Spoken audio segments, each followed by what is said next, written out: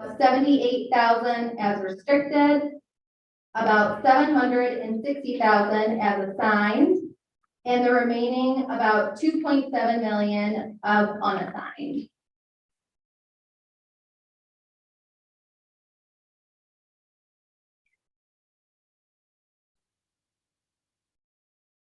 This last slide shows the operating revenues and expenditures of the water and sewer fund for fiscal year 22, as well as the previous 3 years.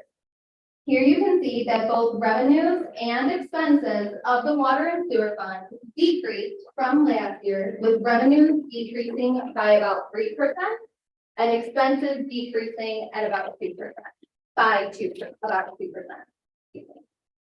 As expenses exceed revenues again this year, there was a reduction to the ending net position for the water and sewer fund for fiscal year 22.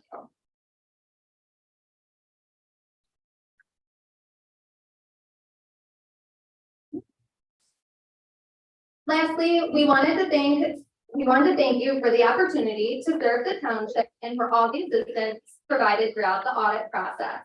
Please let us know if you have any questions, and I will hand it back to you.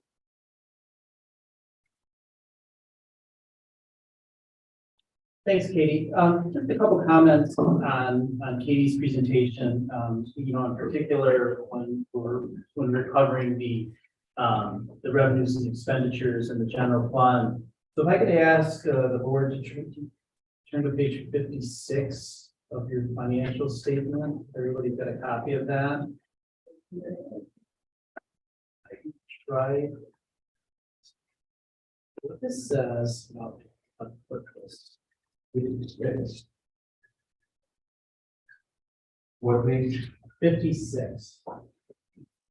So 56 relates to, it's really the general fund information that Katie covered, but I really want to pay particular attention to, the revenues in excess of expenditures, or in this case, the expenditures in excess of revenue.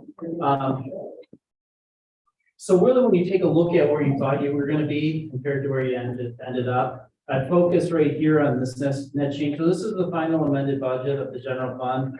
And you can see that the township anticipated to reduce its fund balance by about 5.7 million here at the bottom. Yeah, you can see my finger here. Where he ended up was only reducing it by about 5 million. And part of this is revenue recognition as it relates to your ARPA monies. So the funding of your community project really is focused on multiple revenue sources, and depending on the timing of when those monies come in, as long as what specific monies are used, will have an impact on revenues versus expenditures in a particular year. So I want to make sure we keep in mind that while expenditures were in excess of revenue, at the end of the day, the township's general fund had ended up better than anticipated when comparing it to the budget. Yeah, I'll make a quick comment. But we were out 5 million. What is not in here were expenses that we took out, like $1.7 million worth of the community center, $700,000 into dispatching shop, $500,000 to London Grade, $400,000 went to Wayne County's road initiative grant, which we are going to get them back this year. Another $400,000 went to Press Lane Park, trying to get some of these capital improvements completed. So we knew we were going to run a deficit this year, or in 2022. Right. And like a lot of it, the revenues are going to just be reported into different years. So there's going to be some reimbursements to these costs just coming up. From a reporting standpoint, it's going to show in 2023 going forward. The other area I'd like to point to is your legacy costs. So we talk a little bit about this each year. Legacy costs as it relates to funding pensions and post-retirement benefit costs. So on page 57 of your financial statement, you'll see there's an 8-year history on the funding of the pension, and this will eventually get out to 10 years. from an implementation standpoint. But you can see as of December 31st of 21, so this is related to the MERS plan. So the MERS plan, you actually report 1 year in arrears. But you can see that even though there was a significant increase in the liability due to a change in the assumptions, so there was a decrease in the discount rate, that added an estimated $1.3 million liability. In 2021, your assets actually earned $2.7 million. So the fund itself, as of December 31st of 2021, the funding percentage increased from 77% to 79%. The 2022 information, I think, is slowly coming out now. MERS has finalized some of their actuarial information. So you're going to get a better feel for where the year ended up for December 31st of 2022 shortly. We're anticipating from an investment standpoint, maybe a step backwards, just based on where the market went last year, but we can see it's already starting to rebound here. The next item is the OPEB. So from a similar perspective, you're measuring what the post-retirement promises have been made from a liability standpoint compared to what you put aside. To me, what I'd focus on is really this bottom line number or the funding percentage. So it goes back to the first time it was measured under the standard back in 2017. So you can see the funding back then was 11.28%. Since then, the township has been extremely proactive about funding this liability, and it's up to 37.55% in just a 6-year period. So you went from this ending dollar amount of 2.9 million to currently there's almost 5.5 million set aside to cover future post-retirement benefits as it relates to healthcare. So the township's done a terrific job as far as funding that liability. So we entered into a consent agreement with the state of Michigan, and in 20 years, I think it was, we get to 40%. Is that what it is? Is that what, you had a corrective action plan? Yeah. So the goal is to get to 40%. Yeah, so the goal is to get to 40, we're at 37, so we're very close, very close. And that's absorbing, the 2022 impact on the market. So that OPEB calculation they had was as of December 31st, 2022. So that was, in that mid-30% number, even with the market hit that was taken last year. So again, from the funding percentage, the township's done a terrific job. And I have to ask this question just because I'm not sure of the answer, but they should probably know. You recorded losses to our accounts because CDs had not matured yet, correct? So as That was part of the 5 million. As it relates to the township, correct. And it doesn't really relate to it does relate to certain CDs. So the township is required under GASB 40 and GASB 72 to record investments at fair market value. So because of the changes in the market, as of December 31st, because of the increase in interest rates, if you were to sell, a CD at a lower interest rate or any sort of investment, it wouldn't have the same value as a higher rate CD. I mean, that's just what the market. But if we keep it to If you keep it to maturity, it's going to roll right back up to the cost number, and you'll regain those. So those investment, I'll call investment losses that you might see in the financial statements, they're paper losses unless you have to redeem it before maturity. So the board should know that we took about a $400,000 paper loss because of that. They have some paper on. It is, because 6 months, CD will hold 6 months. So, And treasury notes, we're seeing that quite a bit, just out really everywhere that's holding something that any sort of investment that is holding something that is market sensitive. So again, if you hold it to maturity, you're going to get the face value of that investment.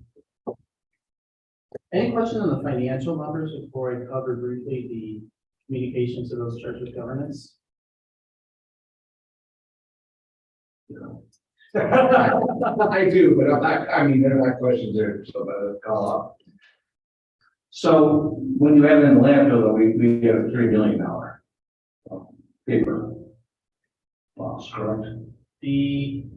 I don't have the exact number in front of me to see. And I just wanted to call the attention that the balance sheet shows that we built $5 million worth of capital additionally that last year.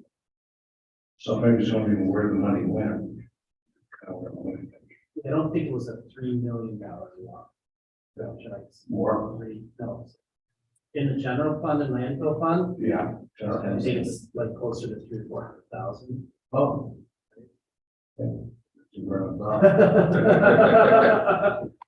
Yeah, 100 notes, I didn't see that.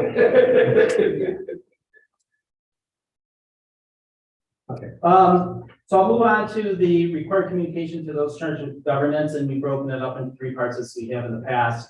The first part is relates to internal controls. The second item is the required communications under the auditing standards 260. And then finally, our legislative and informational info that is not a required element, but it's something we've historically included in our end of the audit communication, just so you can have what we deem to be information that's important to the township, kind of at the tip of your fingers. So in section 1, the internal controls, so we did offer an unmodified opinion on the financial statement audit. We don't do an internal control audit, but we are required to understand the internal control system, test the system, to ensure that the controls as they're enacted will result in providing accurate financial information for our audit. So we do that testing, and if we come across anything or any journal entries that are required to be made as a result of closing of the township closing its year-end financial information, we report it in this document. So from an overall control standpoint that we tested, we had nothing to report from that aspect. We did have a couple of journal entries that needed to be made to bring the financial statement into compliance. I would say that there's really nothing overly significant. It would have been nothing that would have been reported necessarily during the year. It was more of the closeout of the December 31st numbers as related to cutoff and items like that. So from an overall standpoint, the books and records were in terrific shape. We really didn't have anything really significant to report out on that. And when we think about the number of transactions and now dealing with significant activity related to the rec center and the community center and whatnot, there's a lot going on. I mean, that center is actually, as I know the board knows, it's got at least 5 different revenue sources coming in to fund that. And it's actually got to be tracked separately because each funding source has different rules. So there's the accounting for it, which we always talk about, but there's also a compliance component now that we anticipate will result in some sort of federal compliance audit for 2023. So I know we had that discussion in our draft meeting, but there's a lot going on related to that project, not only from a construction standpoint, but from a compliance and financial. As far as the second item, the second part of the letter, that's the required communication to those charged with governance. So you recall prior to the start of the audit, I would send out a communication to the board that would talk about a little bit about our audit approach, how we were going to address the more riskier items from a financial reporting standpoint, and also give the board the opportunity to reach out either to myself or Katie, if you had any specific areas related again to financial reporting or internal controls that you would like us to address. We do take that information when provided and tailor our audit approach to ensure that we address those concerns. As a result, you'd hope that this section 2 is kind of plain as it can be, and I'm happy to report that it is. Some of the terms are required terms, like you'll see a section that says significant audit findings. there's really no findings. All it's doing is saying there's no new accounting pronouncements that were implemented. There was no transactions that lacked authoritative guidance.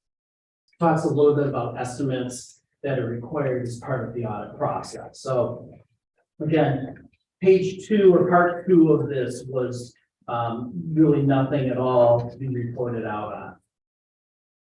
The last part is the legislative and informational section. So again, we have some information on compliance. The township did, I'll say they did address the GASB 87, which is a new leasing standard. For the most part, the leases or the lease-like agreements that the township entered into were insignificant in nature, so it didn't have an impact on this year's financial report, but it is something on an ongoing basis that the township will have to make sure it addresses if it enters into any similar agreements. In this upcoming year in 2023, so there's going to be another standard that's very similar to leases, but it's going to really just be focused on information technology type agreements. So we'll be working with the township on addressing that as well.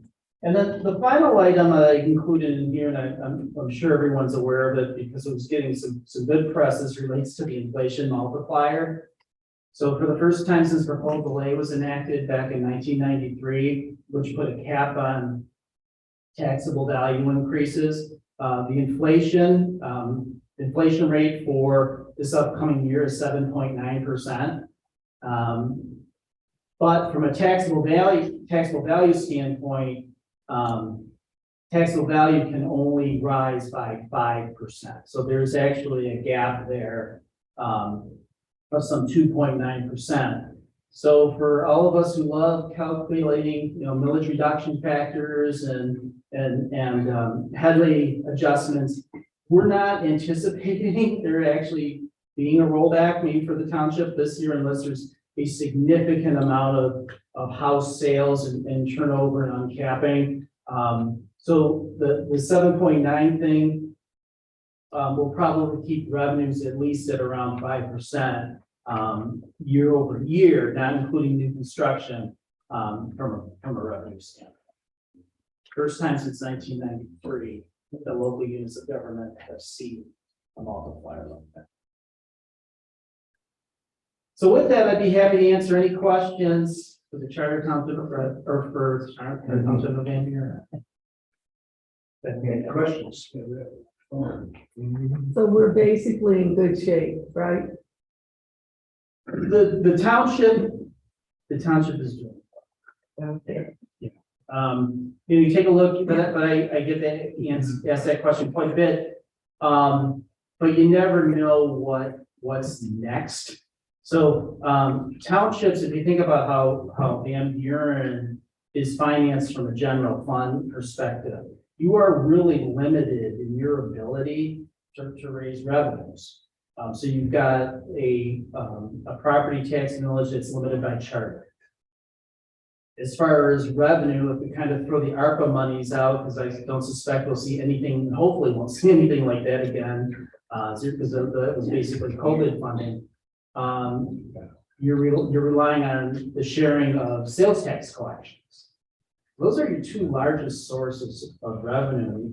And obviously the township's fortunate to have the landfill royalties that help come fill in there. But from a general fund perspective, you're really limited in what you've done. The township has really prospered based on, I'll call it that, limited revenue, controlling your costs and still being able to provide, the township citizens the level of service that it does. And because it is financial, we do have a AA rating now, which is equal to the state of Michigan and Canton, Livonia. We went up 2 notches, which we're very proud of, and we were very closely with Plan Moran to obtain that. We're very proud of that.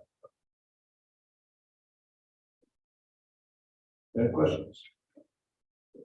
Thank you very much, Dave. I really appreciate it. Thank you very much. We'll see you again next year. Well, and then I can just close, there's a lot of folks, so we it's great for us to come up here and talk about unmodified opinion, but The folks that, we audited in there that are running your clerk's department, your treasurer's department, all those folks that are providing that information on a timely basis, that allows us to get through the audit, have this presentation this evening, and then be able to upload to the state within the statutory requirements. It just goes to show you got a terrific team. They provide us the information to work with, so I just want to make sure they get there. Thank you very much. We did trigger, but we are stuck in a federal audit next year, right? Pardon me? We are stuck in a federal audit. next year. So when we talked in March, it looks like that's the case. It appeared you were going to be using your ARPA dollars. We are. And as long as it's you use more than 750,000, We you are. will be having that federal compliance. But we've already done some of these from that standpoint. So the good part is you're not first through this, so we're already pretty familiar with the requirements. All right. Questions? Sure. Trustee Martin. You mentioned the AA credit rating. Why don't you explain what that actually means for the township? Me? Yes, supervisor. Okay, actually, could you do, The yeah, fire reports. The cost of borrowing money and the interest rates that charge you, that's what they're looking at when they're determining what your credit risk is. So it could lower the fees. It's definitely going to have an impact on the interest rates on any borrowings. And because we had a lot of issues before, we had no capital asset plan here, we had no capital improvement plan here, we had no, we didn't have any money bankroll, we had a fire department, small department, we didn't have any capital improvement fund there. We had, this jam, because of all those things, we were very much downgraded by the banks for it. But we showed them where we did develop a capital asset plan, capital improvement plan to rebuild the fire department. We rebuilt the fire department, all of our assets. We actually have a capital improvement fund for major capital improvements that could happen to us that's separate. And they were very impressed with that, and they moved us up 2 notches. And our OPEB was 0 when we got, the last time we got, 0% funded, last time we got rated, so. I'd just like to say thank you to our treasurer and all the people that work in the clerk and all the people that work on our behalf. Yeah, just, it really is, it's kind of like the federal government. People think I've got all this control. I don't. She has the finances and he controls checks. It's gonna, and I can't get anything done unless they both do that and agree and checks and balances are everywhere. And none of us, the 3 of us, can do anything without go to the board.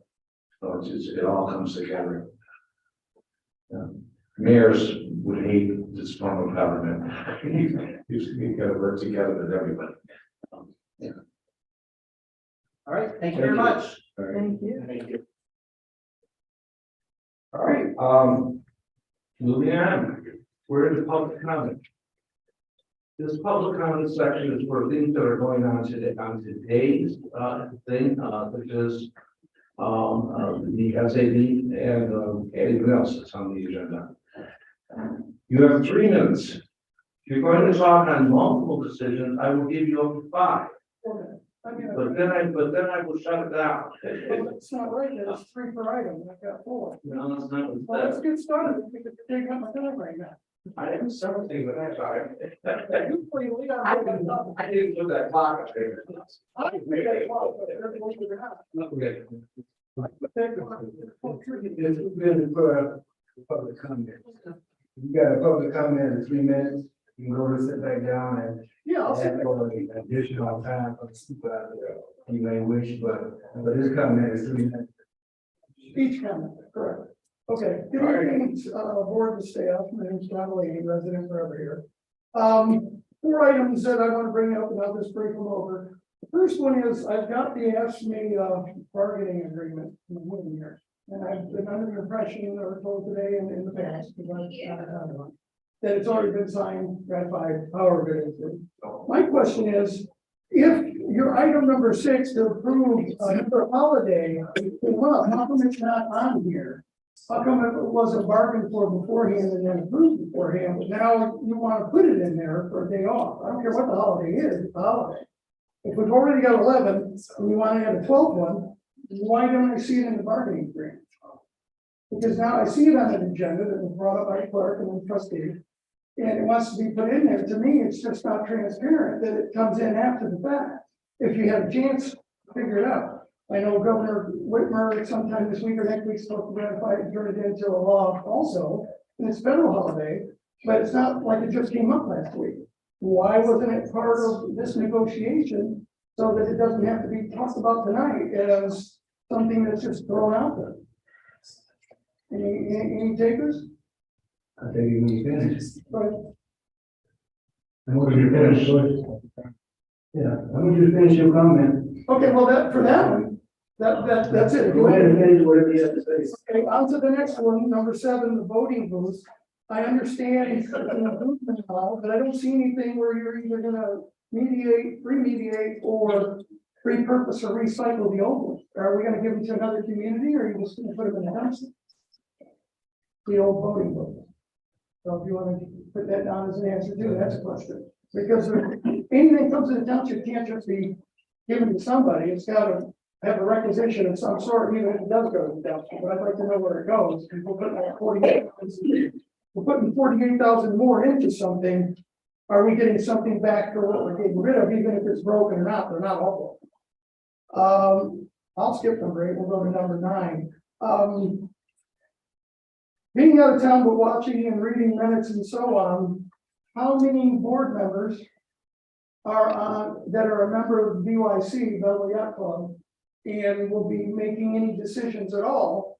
Because I would caution, and it may come up, it may not have came up, I know we have counsel now on the board here, anything that benefits a member of a private group, that it's a private club, kind of like the Moose and the Eagles or whatever, anything that's gonna benefit doesn't have to be financial, it's a benefit.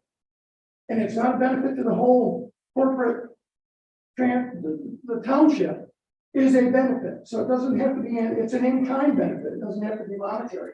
So if a board member, whether it's even on the planning commission or any other staff that has a voting position that will still benefit from that vote, should recuse themselves. And there could be conjecture or not, but there is a thought, and it's a legal thought, that the benefit does not have to be a financial benefit. The benefit would be, okay, well, okay, that's it. So you cut me off, but those are 3. Let's dive into those one at a time. Yeah, go ahead. But then there's no comment, Trustee Martin. I'm sorry. You can't answer it. I'm sorry, the chair, this is a public comment portion and the public comments, and that's in the, No when we go to the agenda, we don't do questions, you know that. We don't go back up now. When don't you ever talk to us though, because it's gonna come up in non-agenda too. I call you every time you call. That's you though. It's not a dictatorship. There's 6 other people on that board that makes decisions. Obviously, we're gonna have to answer your questions when these parts come out. No, my item, you'll get the answer when the item comes up for me to present. You get the answer to every question you just asked. Okay, I'll be So if you listening. just stay around, you get the answer. Oh, you know, thank you. Does anybody else wish to speak on any issue before the board today? No? No. That's all. All right. Oh, yeah.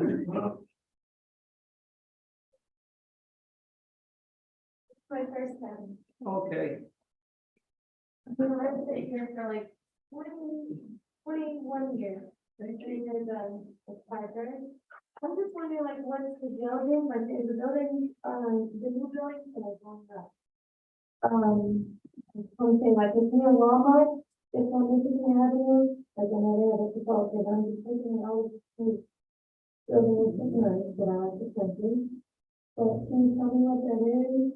So we're not supposed to respond during this time, and this is usually a time when we talk about, things that we're going to be talking about today. Yes, it is. You're talking about Myers. So. Oh, Michigan Avenue? Yeah, it's right. It's not ours, but I have an assistant, Dan, who can get your telephone number. And I will call you and answer every single question I can take you on. Okay? I appreciate it. Okay. Anybody else wish to speak? No. Okay.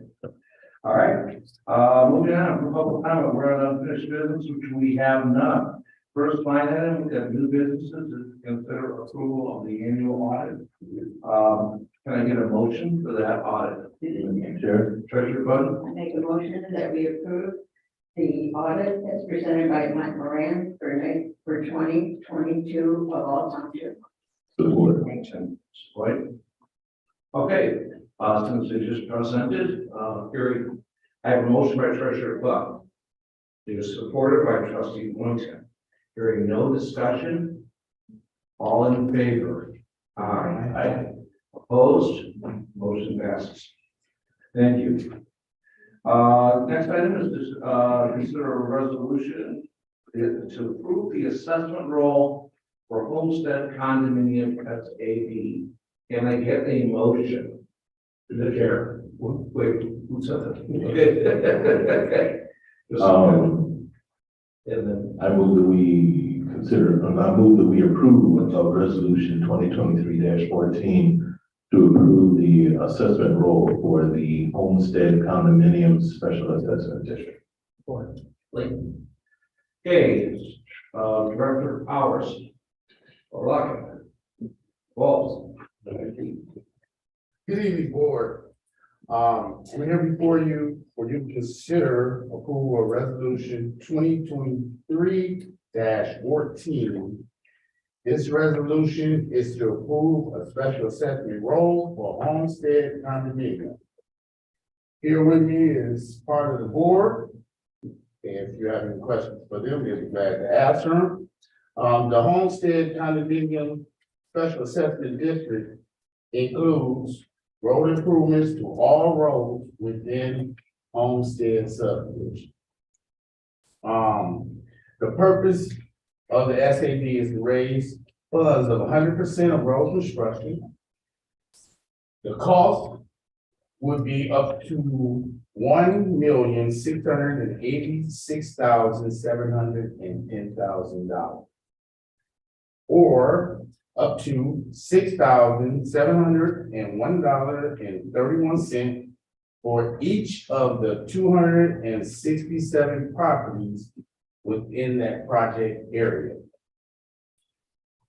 This will be for 5 years, which includes a 2% interest rate. Per Public Act 188 of 1954. So this process is one of many processes within a SAD special assessment district that we have to go through. As earlier, we went through the hearing, so we went through several processes anyway. And this is probably the last meeting that we don't went through. So Homestead, board approves this tonight. You guys got some big shoes to fill and you expect to be repaid. All right. Yep. Okay. yeah, just a fair warning. We're government. We may not do a lot well, but we get our money. But we're really happy to spend it to our own homeowners association.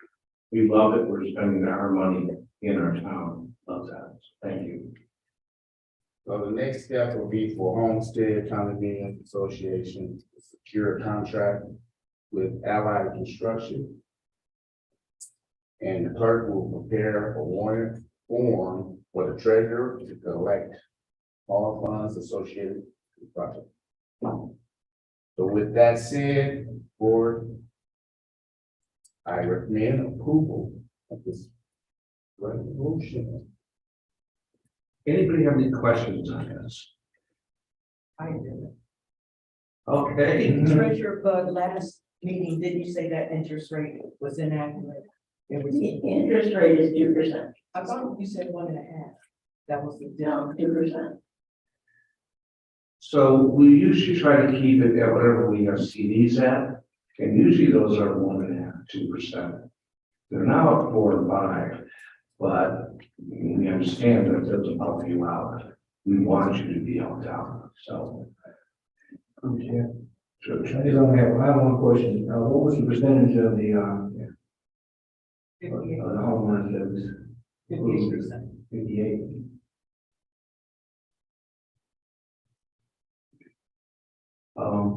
Any other questions? Now, they've already been notified, every single home. I believe we had to send out 2 letters, and I sent out a letter before, so it's 3. They know what it's costing, there's no surprises. All right. Okay, any other discussion? All right, we actually have this is the one that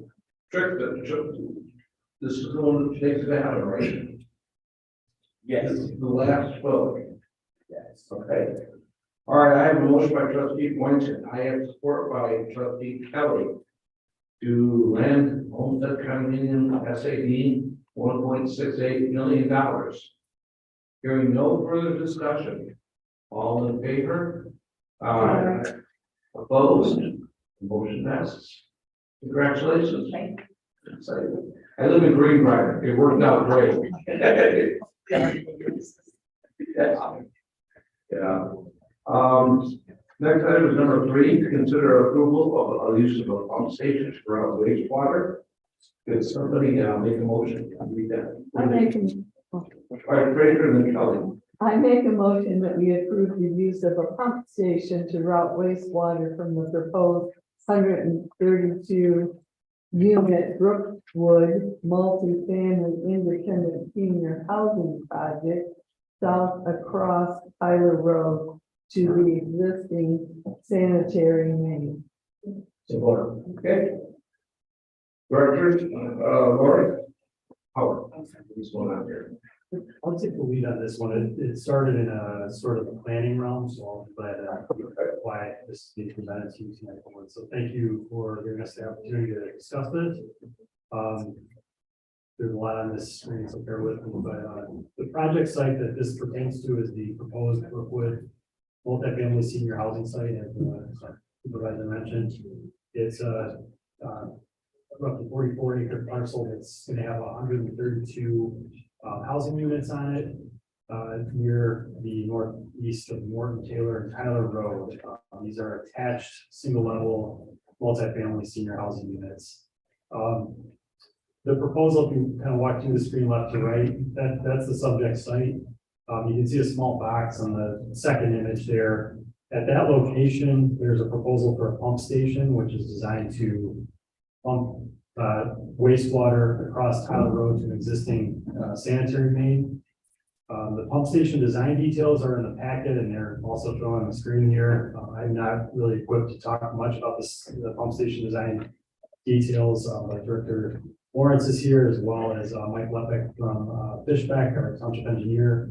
And then we also have people from the Brook project team here tonight, Luke Bonner and his group. So they can speak more about the design details. But I want to just talk about the purpose for this. The purpose for this relates to a lot of the planning concerns that were addressed over the course of the project's review. The site has a lot of existing tree cover and regulated wetlands. Those were considered so important in the development of this project that there was actually a conservation easement that the developer placed over those areas. The reason that pertains to this proposal is because the other route for wastewater drainage would be to cut to the north to the existing sanitary main at the site adjacent to the east, which is Hickory Woods, and drop the sanitary waste gravity-wise toward that connection point. But because the conservation easement is in place, and because of the importance of the wetlands and the forest cover, both because Eagle, the state of Michigan, had some purview over those wetlands, and because the neighbors were also very concerned about maximizing tree preservation on the site, this design is meant to address those concerns by rerouting that wastewater to a point where it can be pumped to the south rather than disturbing those areas to the north. So that's broadly the purpose. This was meant to be avoided. And the alternate to this was to, and this being cutting across existing tree cover. The alternate to this was to propose a pump station. Our township engineering standard manual requires that the board of trustees and not the planning commission actually is the body that approves new pump stations and brings them into our sanitary waste disposal system. So that's why the action is in front of you tonight. And this is part of the overall engineering review and final site plan review for the Brookwood project. So if this is approved tonight, it'll be just part of the package that's presented to the planning commission as part of their final site plan review, which is likely going to be as soon as next Wednesday. So again, I have some other technical experts here, but I answer any questions about the planning aspect of it.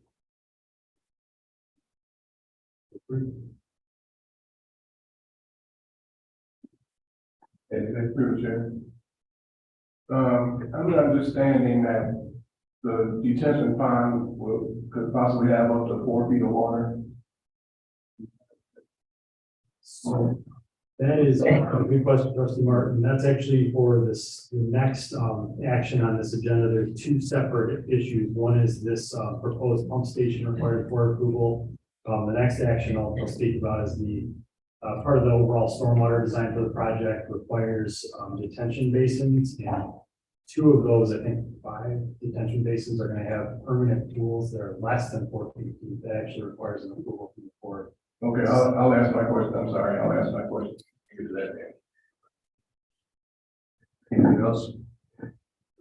Just find out how this is gonna be paid for. So that maybe Director Lawrence. To my knowledge, the way it's paid for is through the, I'm sorry, the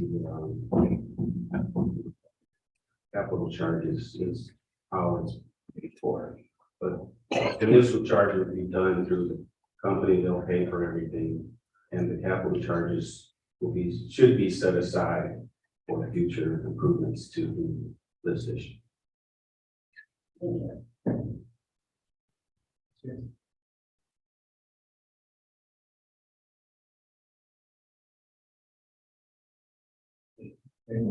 All right. It's a different business model, isn't it? All right. Anybody have any other questions? I'm kind of coming to terms with it right now. Yeah, we're gonna get one, but it sounds like we're supposed to hold it and not spend it. Yeah. So. Well, originally, the project will be paid for by the developer. He will pay to do the pump station. In the course of how we charge the developer, there will be capital charges. And those capital charges are what we were saying should be set aside, because we will have to assume maintenance on this project down through the years as it gets older.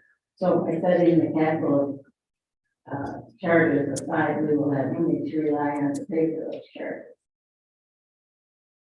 All right. Okay, well, the sewer board has already looked at this? Or do they even look at it? Do the water and sewer commission look at this? No, they do not. You're recommending that we do this, right? Yes, I'm recommending. Okay. All right, it's just a different way to do it. All right. I have no more questions. I guess I'm going to trust my director. Any questions? No. Any questions? No, good. All right. Hearing no questions, we have a motion by Fraser, supported by Kelly. Hearing all in favor? Aye. Opposed? Motion passes. Thank you.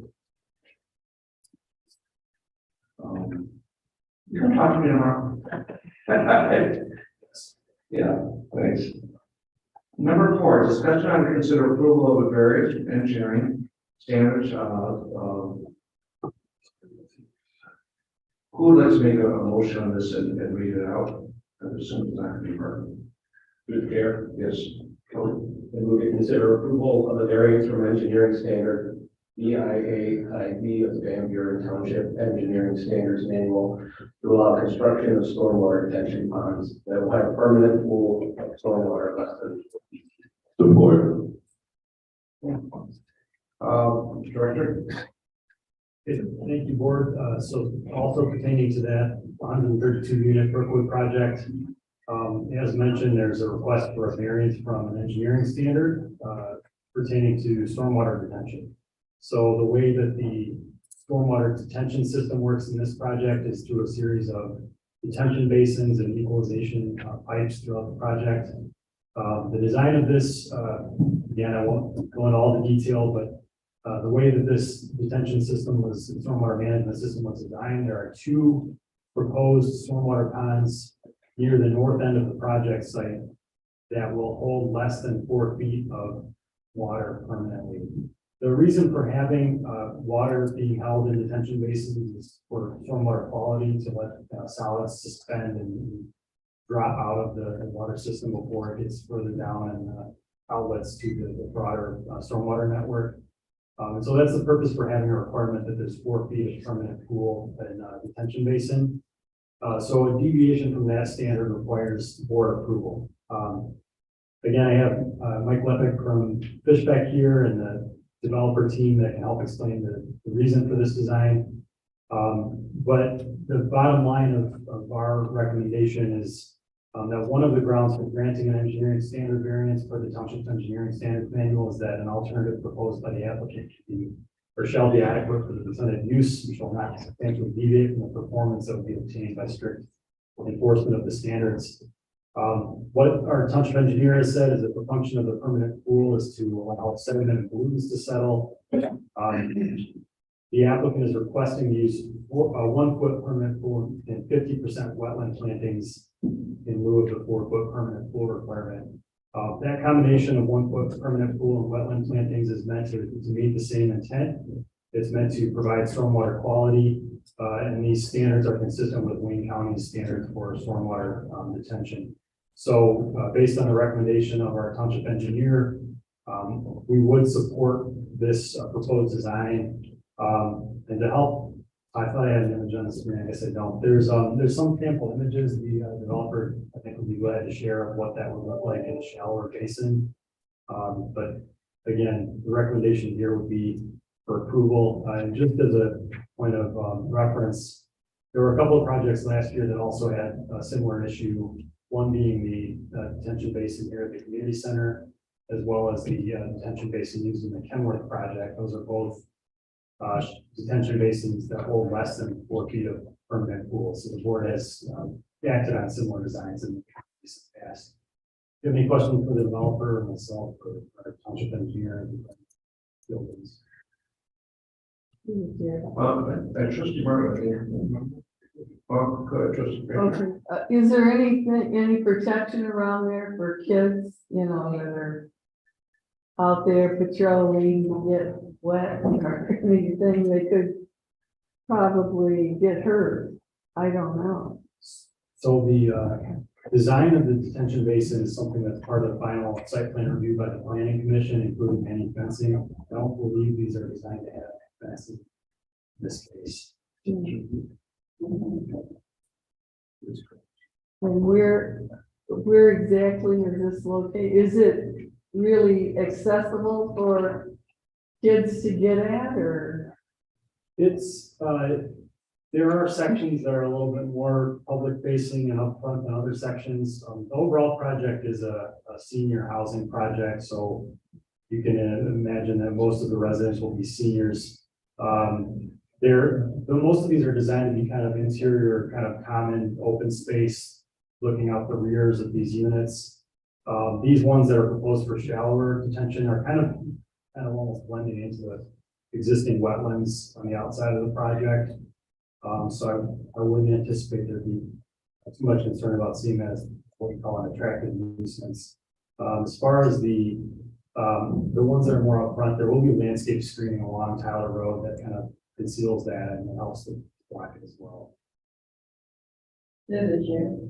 What are they going to do to make sure that it doesn't become a mosquito problem. Regular maintenance is important. I don't know if the engineer, design engineers here tonight, I don't know if there's any, regular maintenance recommendations, there are gonna be, preserved wetlands on the site as well, so those may attract some of the same concerns that these designed, detention basins would. I don't know if I have a complete answer for mosquito mitigation. It's gonna be designed in most respects like a similar, detention basin system would be in other projects, except for these two ponds that are gonna kind of blend into the existing watershed areas. Go back to these.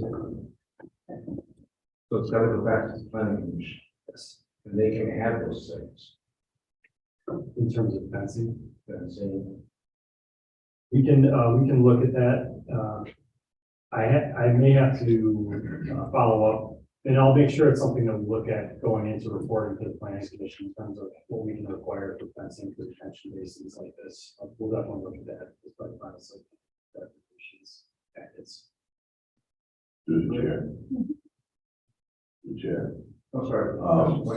As far as the point of mosquitoes that Treasurer Bud has brought up, maybe also bring to the planning commission to come up with something that causes the water to move up to the point to where it does not promote mosquito growth. They're not a full-size fountain, but something that causes the water to move that would help decrease the amount of mosquitoes. Thank you, trustee Boyne. I recall that the aeration requirements for ponds have changed in recent years. We can certainly bring that up and see if we can bring out this. Speaking from a little bit of knowledge with the ponds that are in my living area, they are exactly this type of ponds. That's what I'm talking about.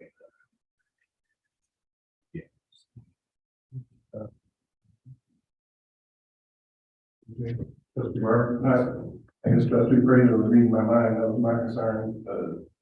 Anytime I see a detention pond with that much standing water in it, I always am concerned about safety, and I think that, I hope the planning commission looks seriously at some type of fence, and not a cheap chain link fence, but some kind of decorative, wrought iron or something fence that will blend into the surroundings and also keep people safe.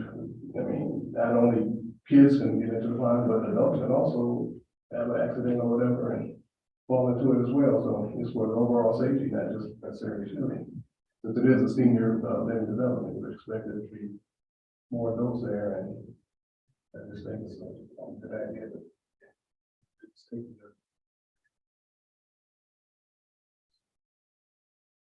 All right, hearing any other discussion? Okay, I have a motion by trustee Kelly, supported by trustee Boynton, to approve this. Hearing no further discussion, all in favor? Aye. Opposed? Motion passes. Thank you very much, Director. We move on to the next one, which is an agreement between the Charter Township of Van Buren and the City of Romulus regarding water services on Hammond Road. Thank you, motion. I make a motion, we approve resolution, 2023-15 between the township and the city of Romulus for the provision of water services at 13560 Hammond Road.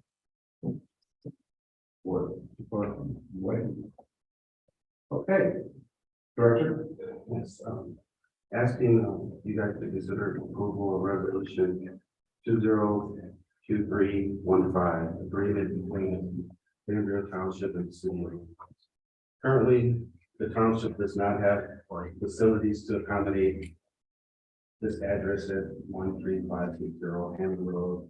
Currently, we have about 50 township residents that are on city to run this water. So for this address, I'm asking them into agreement to provide water service at this address. Any questions on something that we seem to do regularly? The guy needs water, it's across the street, let him go get it, he can go get it, again, we'll get to approve allowing him to get it. Hearing no discussion, I have a motion by trustee Frazier, supported by trustee Boynton. All in favor? Aye. Opposed? Motion passes. Next item is, consider approval of recognizing June 19th, also known as Juneteenth, as an official holiday in Van Buren Township. Can I get a motion? Mr. Chair, Yes. I move we approve recognizing June 19th, also known as Juneteenth, as an official holiday in Van Buren Township. Support. The issue was brought by the clerk, I'm going to give him the opportunity to be the supporter. Okay, trustee Brennan. Okay, so you guys brought it, trustee, this is one brought forward by trustee Martin and clerk Wright. And they have made requests for us to acknowledge the holiday as an official holiday in Van Buren Township. That's all you requested. So go ahead, John. Your presentation. Just a little brief history of Juneteenth. A lot of people don't know what it is or its significance. In late August 1619, enslaved Africans landed at Point Comfort, now called Fort Monroe in Hampton, Virginia. This was 16 months before the Mayflower landed at Plymouth Bay, Massachusetts. Before June 19, 1865, Africans and their descendants had been enslaved for 246 years.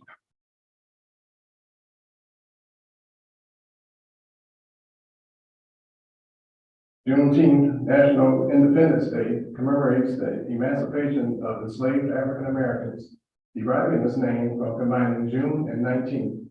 It is celebrated on the anniversary of the order by Major General Gordon Granger, proclaiming freedom for enslaved people in Texas on June 19, 1865, which was 2.5 years after the Emancipation Proclamation was issued.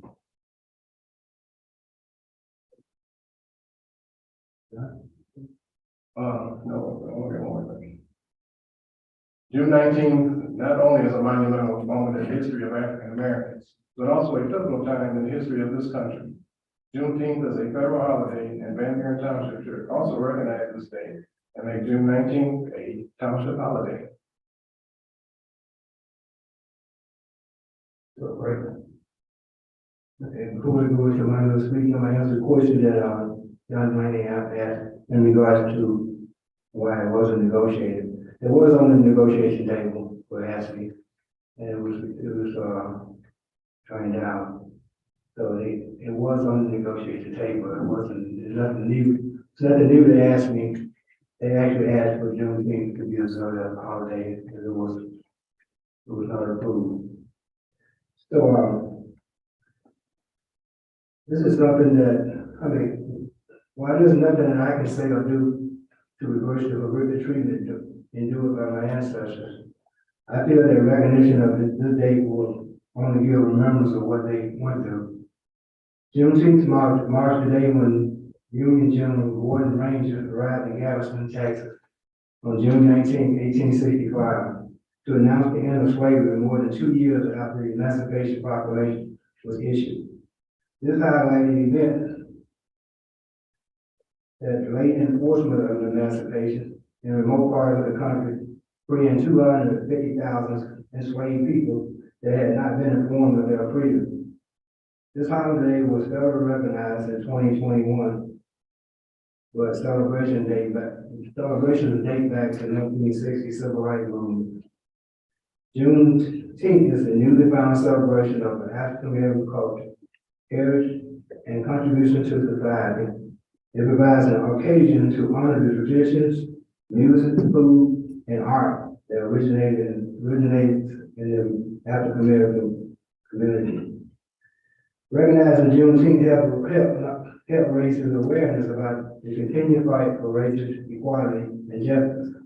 It serves as a reminder of the progress African Americans have made in pursuit of civil rights while acknowledging changes need to address symptomatic racism.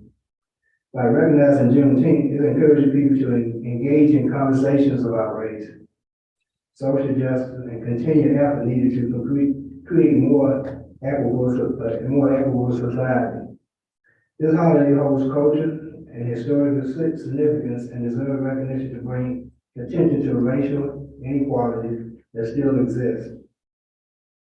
I want to know some communities around us that do observe, communities that observe the holiday by closing the township or city or township hall includes the state of Michigan, who we said we always follow the lead, Wayne County, Canton Township, Lansing, Ann Arbor, Howell, Royal Oak, Leamington, Howell, City of Monroe, Palmer Township, Southgate, Millville, Kalamazoo, Chesterfield Township, Grand Haven, Pontiac, Southfield, South Lyon, England County, Portage, Midland County, Armada Township. Some of these townships on read is very rural and very remote in regard to the African American population. Grand Rapids, Muskegon Township, and City of Detroit. And also currently, 30% of private employees offer Juneteenth as a paid holiday according to the International Foundation of Employee Benefits.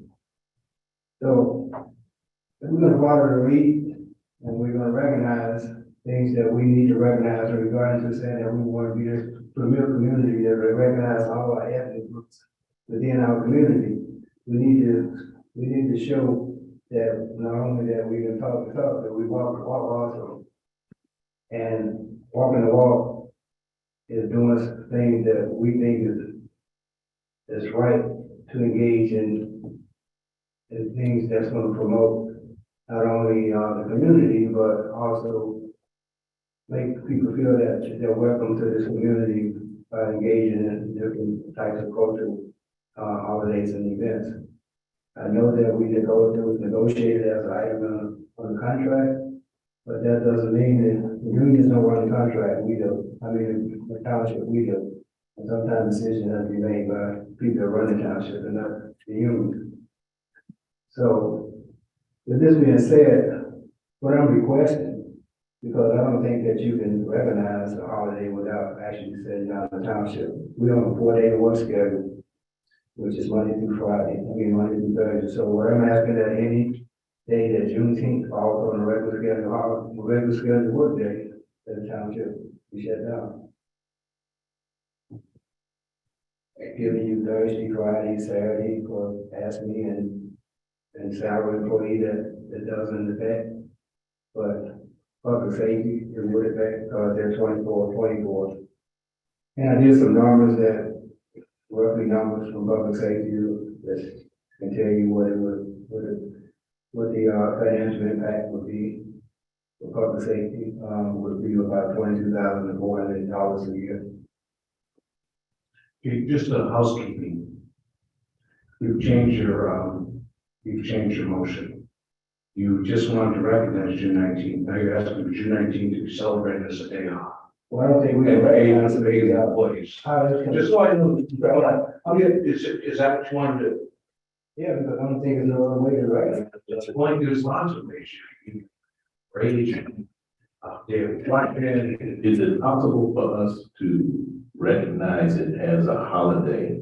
And I'm asking, is it possible for us to recognize it as a holiday, get that taken care of, and then we work along with our staff directors as a whole and figure out the logistics as far as how we go about celebrating it. But I think right now, if we recognize it, get it on the books that it is a holiday in the township, we can figure out how we can celebrate it. It's no more deserving holiday. And so you recognizing the holiday, not a problem. Through the chair, Okay. the holiday has already been recognized by the federal government and the state of Michigan. We would recognize it by making it a paid holiday. The recognition. it's already a holiday, it's already recognized, the state, the federal government, and the state has recognized. That's why that's I can. why I'm asking you to change your thing, 'cause you're asking to recognize something. I can amend my motion That'd be fine, it's your motion. to the chair.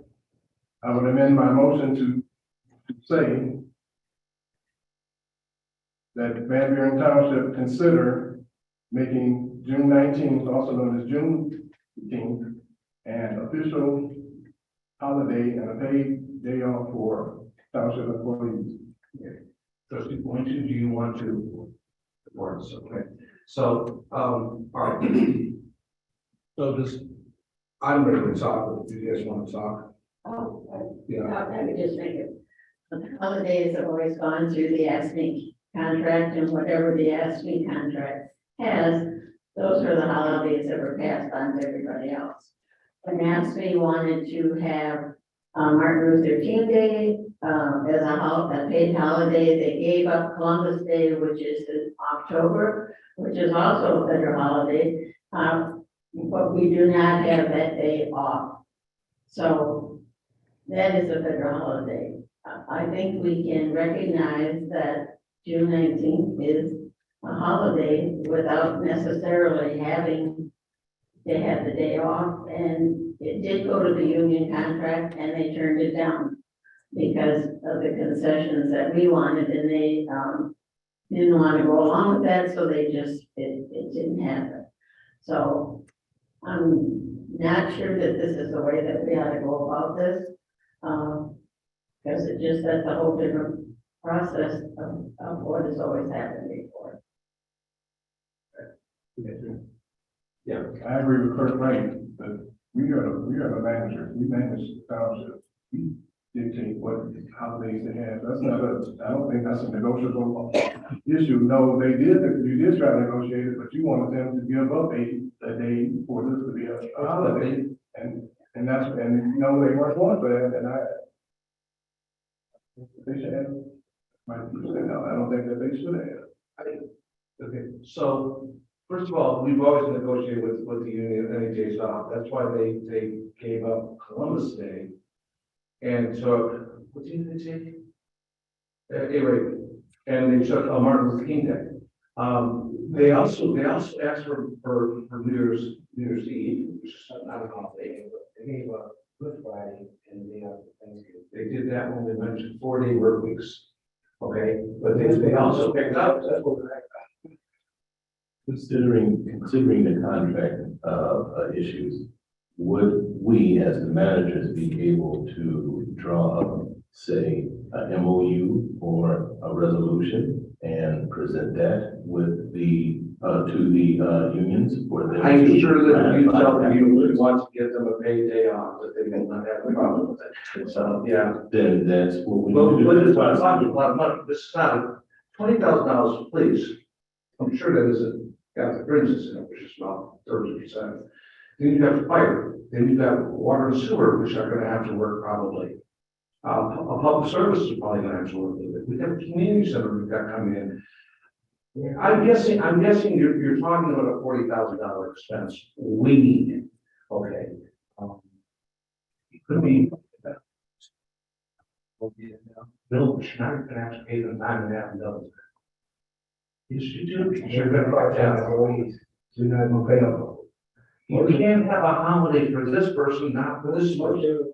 They don't even fall under the union contract for part-time employees. And they asked me and salary. Maybe we could negotiate that. Admin salary already has set salary, so there's no implication to them. Only implications is public safety because they work 24 hours, 6-7 days a week. So that's the only implication, that's what I brought forward. Because we're not changing any of the salary, we're giving the thing off. The salary is still gonna stay the same. Only thing you're doing is paying for an extra holiday. First of all, I'd love to have Juneteenth. I'd rather have June off. It's an admirable holiday.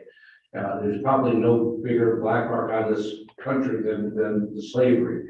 And getting rid of it should be reflected on, it should be talked about, it should be celebrated, and I'm all for the summit. What I'm against is the way you're doing it, not going to the negotiation with the unions, just 140 work weeks, they already have abundance of days off. Giving them another day off, it doesn't seem fair to me. That's my problem. That was my problem. That was my problem last time it was brought up. It's still my problem. Through the chair, the 4-day work week is notwithstanding, that has nothing to do with it.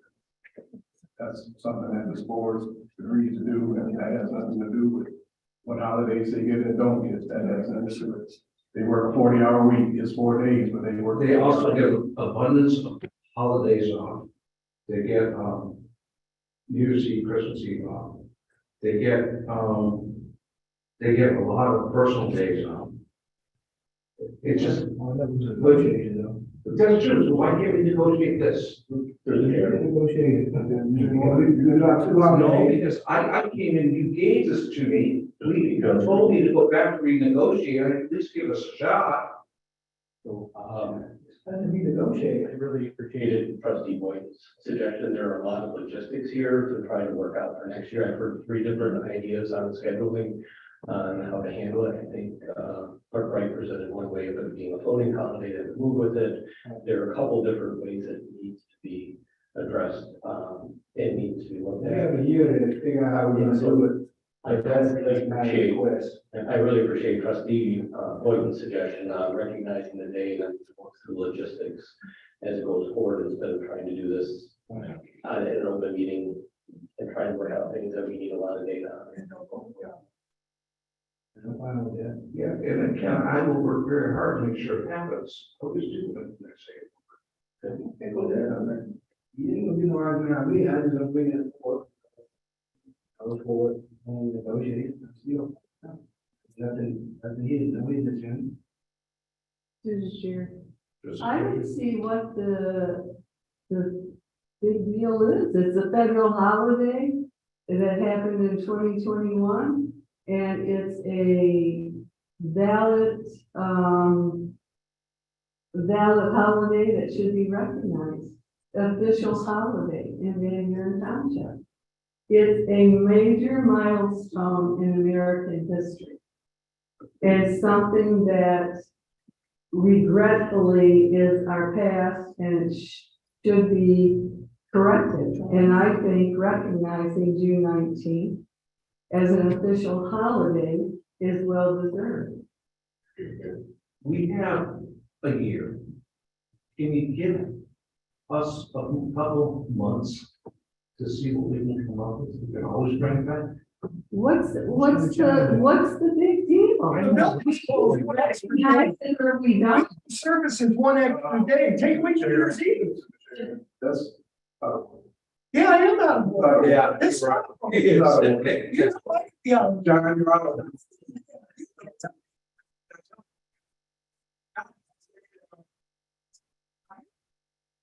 Now, I'm gonna ask the. That is your job, right? It is. Okay. I'm not that good at it sometimes. I should have referred to like. Yell at me. Right. Okay, so. Okay, so go ahead. Sure, go ahead.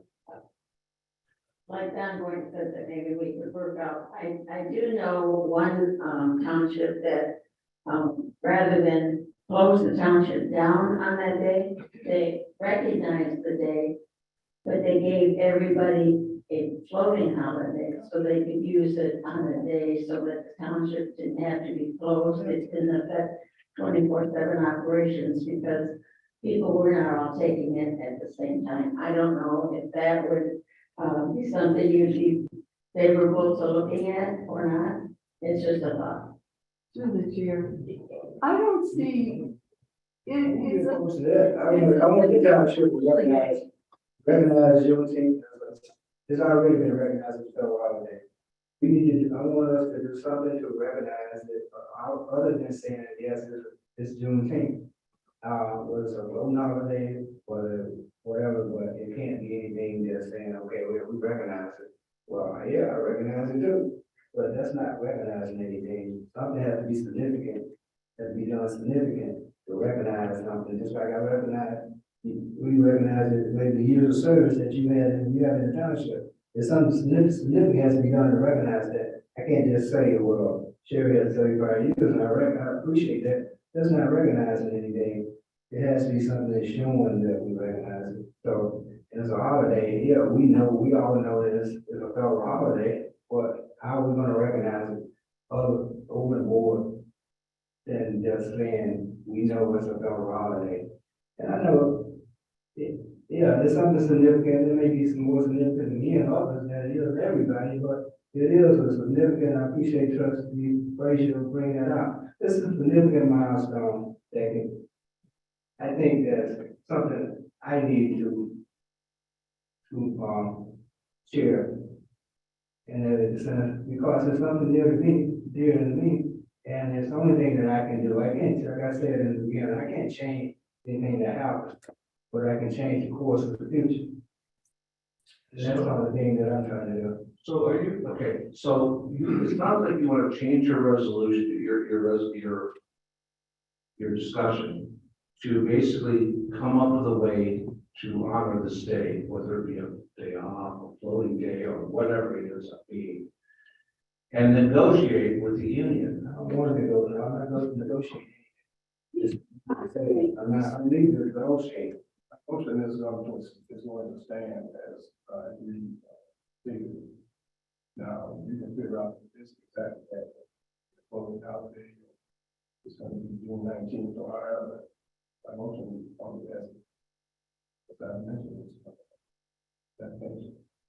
I think I think it's a federal holiday. Come on, get with the program.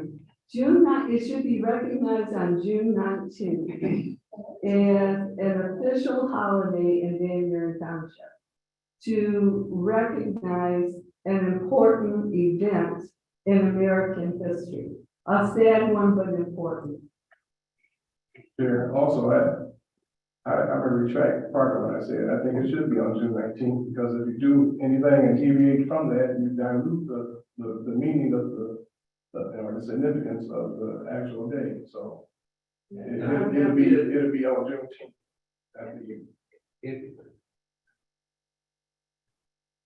I don't understand the opposition. I don't understand The opposition simply, for me, it's simple. I'm not against June 19th. I'd love to have a day off in June. I think it's a very little cost. But we do have union contracts. We have issues with the unions. And we're basically just saying, here, have another day off. It's going to cost the township $40,000 and not asking for anything to make anything better in the situations that we do have out there. So we have a community center that's going to be a long discussion. We never negotiated the community center yet. Sections of that is not done. Negotiate a contract, we got a 4-year contract. Through the chair. I can't have this negotiation here at the table. There was no closed meeting. Got a 4-year contract. Can I have something to say with you? Trustee Kelly, I don't mean to take anything away from the chair, but go ahead. Go ahead, Trustee White. I was gonna ask for clarification after. It hasn't been redone. Right now, it's a long part, but maybe it's just a day off, June 19th. Go ahead, I'm sorry. It's a day off with pay. The day off with pay on June 19th. With no union negotiation, just. It will be explained on what the day represents Are you ready? to our residents. That June 10th How would they be explained? enslaved African Americans were freed. I think that needs to be, pointed out. That's why we're having the day. It's a sad day in American history, but Are you ready to vote? Question. All right, question has been called, we're gonna have a roll call vote to call the question. The answer is, are you going to vote on it or not? Clerk, would you call the roll for calling the question? Well, calling the question. Trustee Kelly, Yes. trustee Martin, Yes. trustee Gordon. Yes. Trustee Frazier, Yes, Treasurer Bud, Reluctantly, I will vote yes, but I don't think it's the right way to do it, but. We're just calling the question now, we're not doing the, Okay, all right. 19th. I guess I want to know what. Yeah, It's gonna be, Yeah, what is the motion? well, the motion right now is there gonna be a motion? Oh, okay. yes, for me, No. motion passes. Okay, so now what is the motion?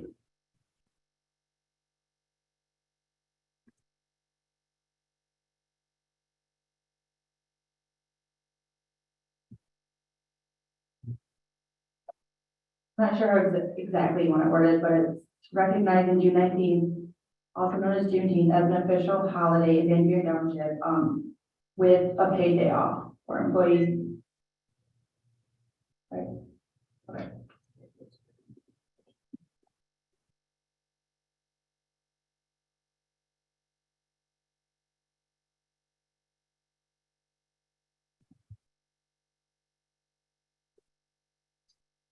All right, we have a motion.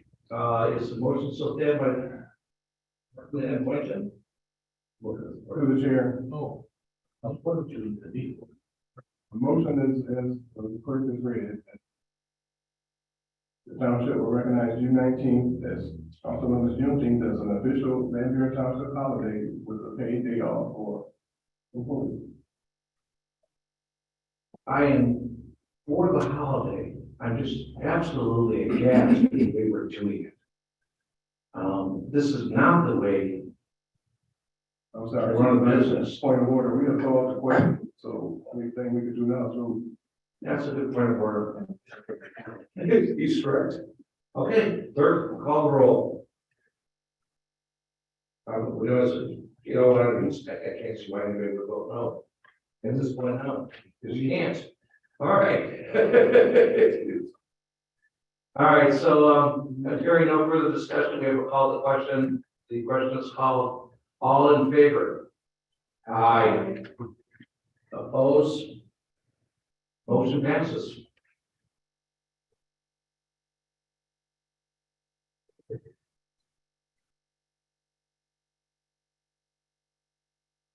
All right,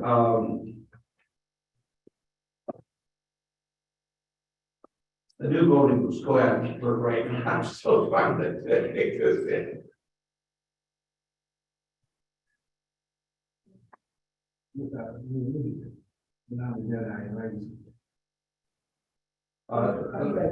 Contract negotiation has nothing to do with what our board does.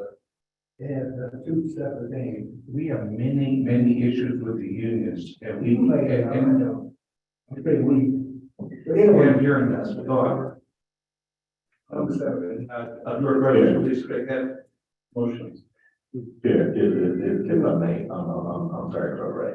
I'm not one to throw anything under the bus and let it get run down. And I know that's not a real good analogy, that I'm making, but basically what I'm saying is this. When you sit down, or when we sit down to figure out how we're going to do this, give me a call. I will share that heartache with everyone else. I will work on it. I will work through it. I will work in it to get it done. That's basically what I want to say. It's done. This, you voted, it's done. It's done. It's done.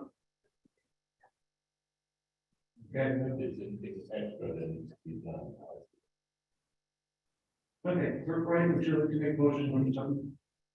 I can make a motion to still approve of new voting booth for Van Buren Township election at a cost of $48,335 on the election stores. I guess second.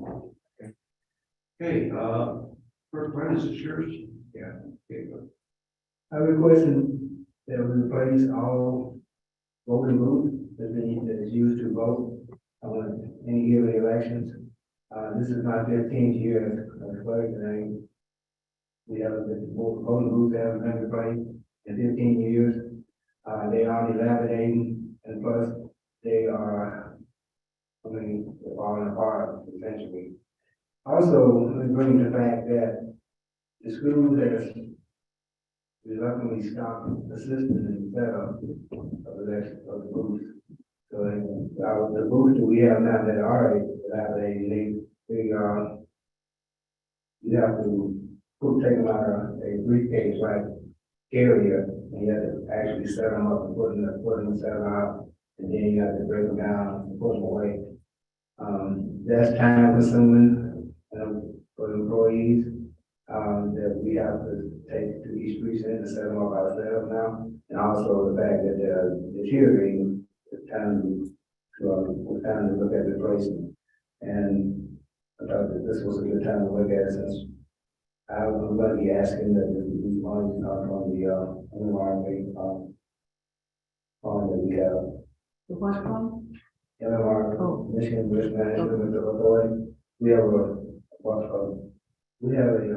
balance in there that easily cover the purchase of these, booths.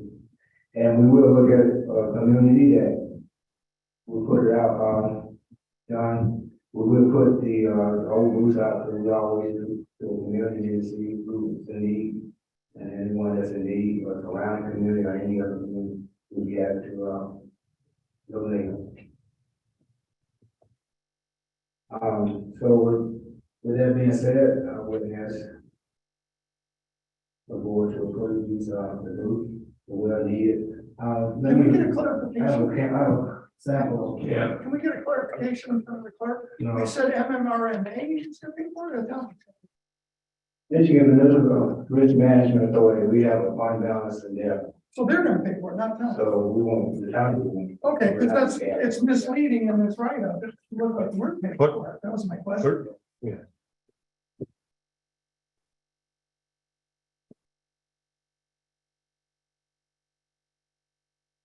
I'm soft spoken, I'm hoping to hear me. These are the booths that we're looking at purchasing. And one of the reasons why is because of the durability and the travelability of it. Instead of having to put them out together and store them all separately, these fit into each other. Like so, Like shopping cart. and you could even stack, 10 of the, or even a dozen at a time. And they're going easily to set up, they're already set up, you just take them out of the travel trailer and take them into the precinct and line them up. These sides come off if we want them off, but I wouldn't want to take them off because of the durability of. They also, we're gonna be purchasing, figures that goes on, indicate the Van Buren Township elections. So they'll be recognized, and hopefully try, what happened to, a flag, hopefully try to put a flag on each one of them, like, so. Well, there won't be any question with the flag. So, that's the plan. All right, any questions? Through the chair. I have one question. We had a question earlier about what we're gonna be doing with the old booths. Any public comment? He answered it. Third. Yeah, we're gonna reach out to neighboring communities or someone in need. And hopefully be able to donate the ones that's still operational. Thank you. Through the chair. There's nothing more sacred than a vote in American history. And to secure that is so important. The old ones have lasted for 15 years. I mean, more than that. And so it's time to replace them. Everything gets replaced. I think this is a reasonable cost, $48,000. And it's a good thing for the community to update their voting booths. $110.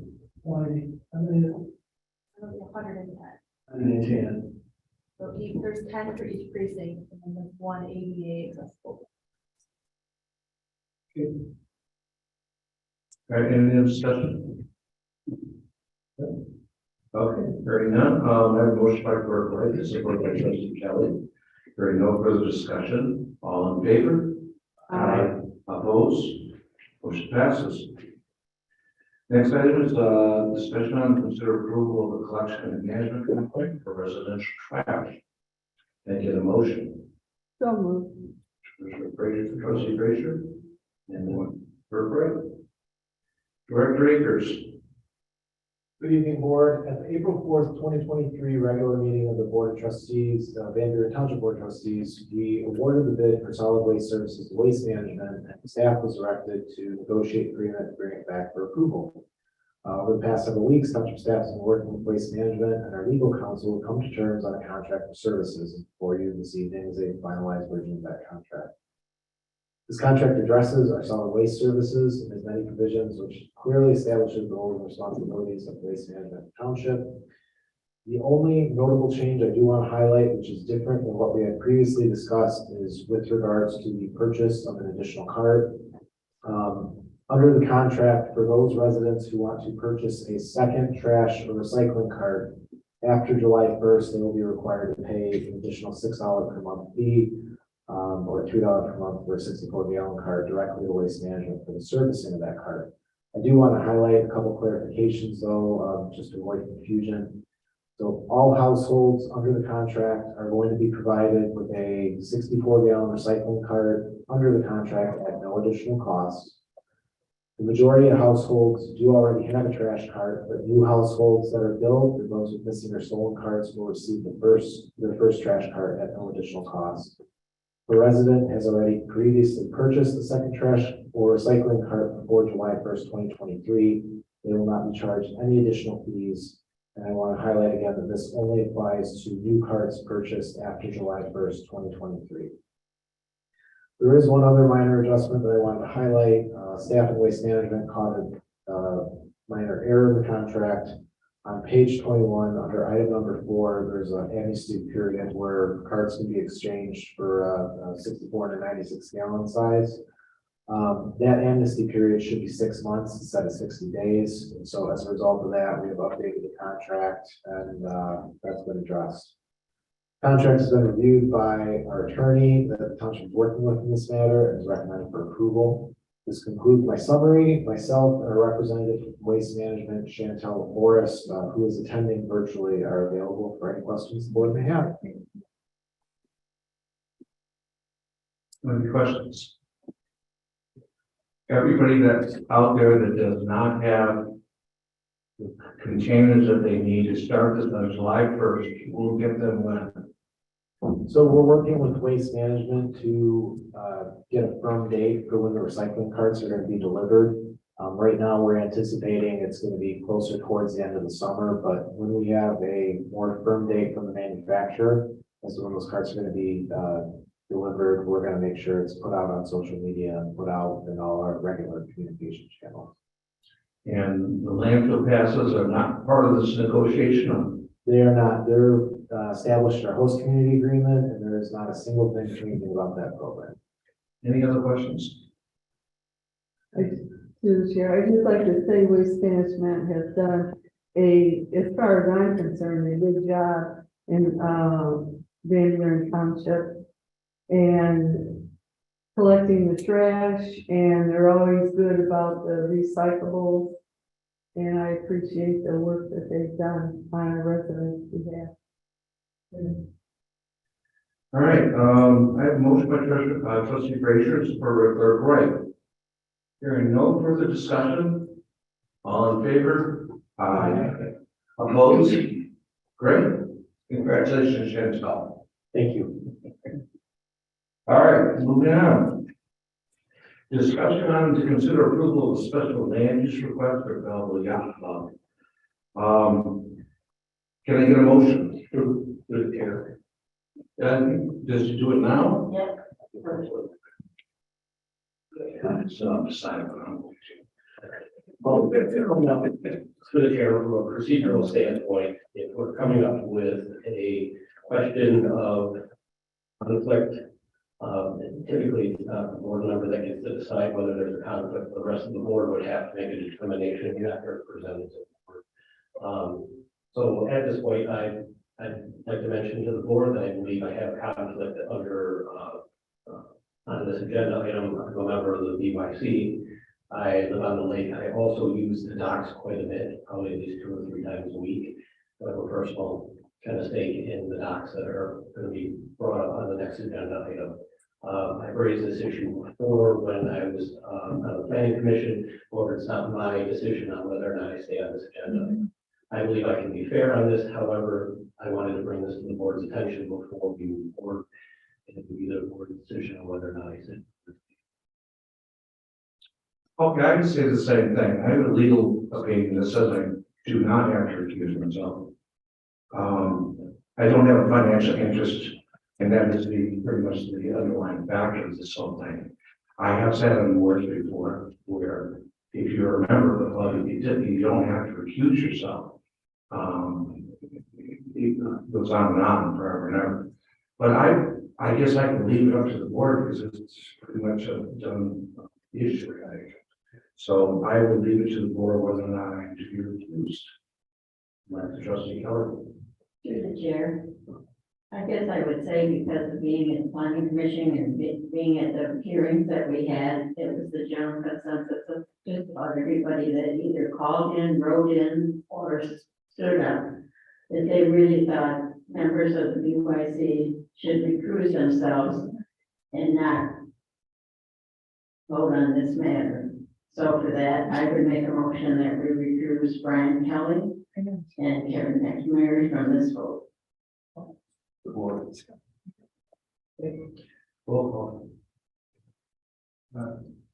Trustee Frazier? No, No. no. I don't want to. Okay. Trustee Keller? I can't Oh, vote. okay, well, this one, I'm sorry. Trustee Martin? Yes. Trustee Boyd? I wasn't thinking to recuse this time. Everyone? Yeah. Motion passes.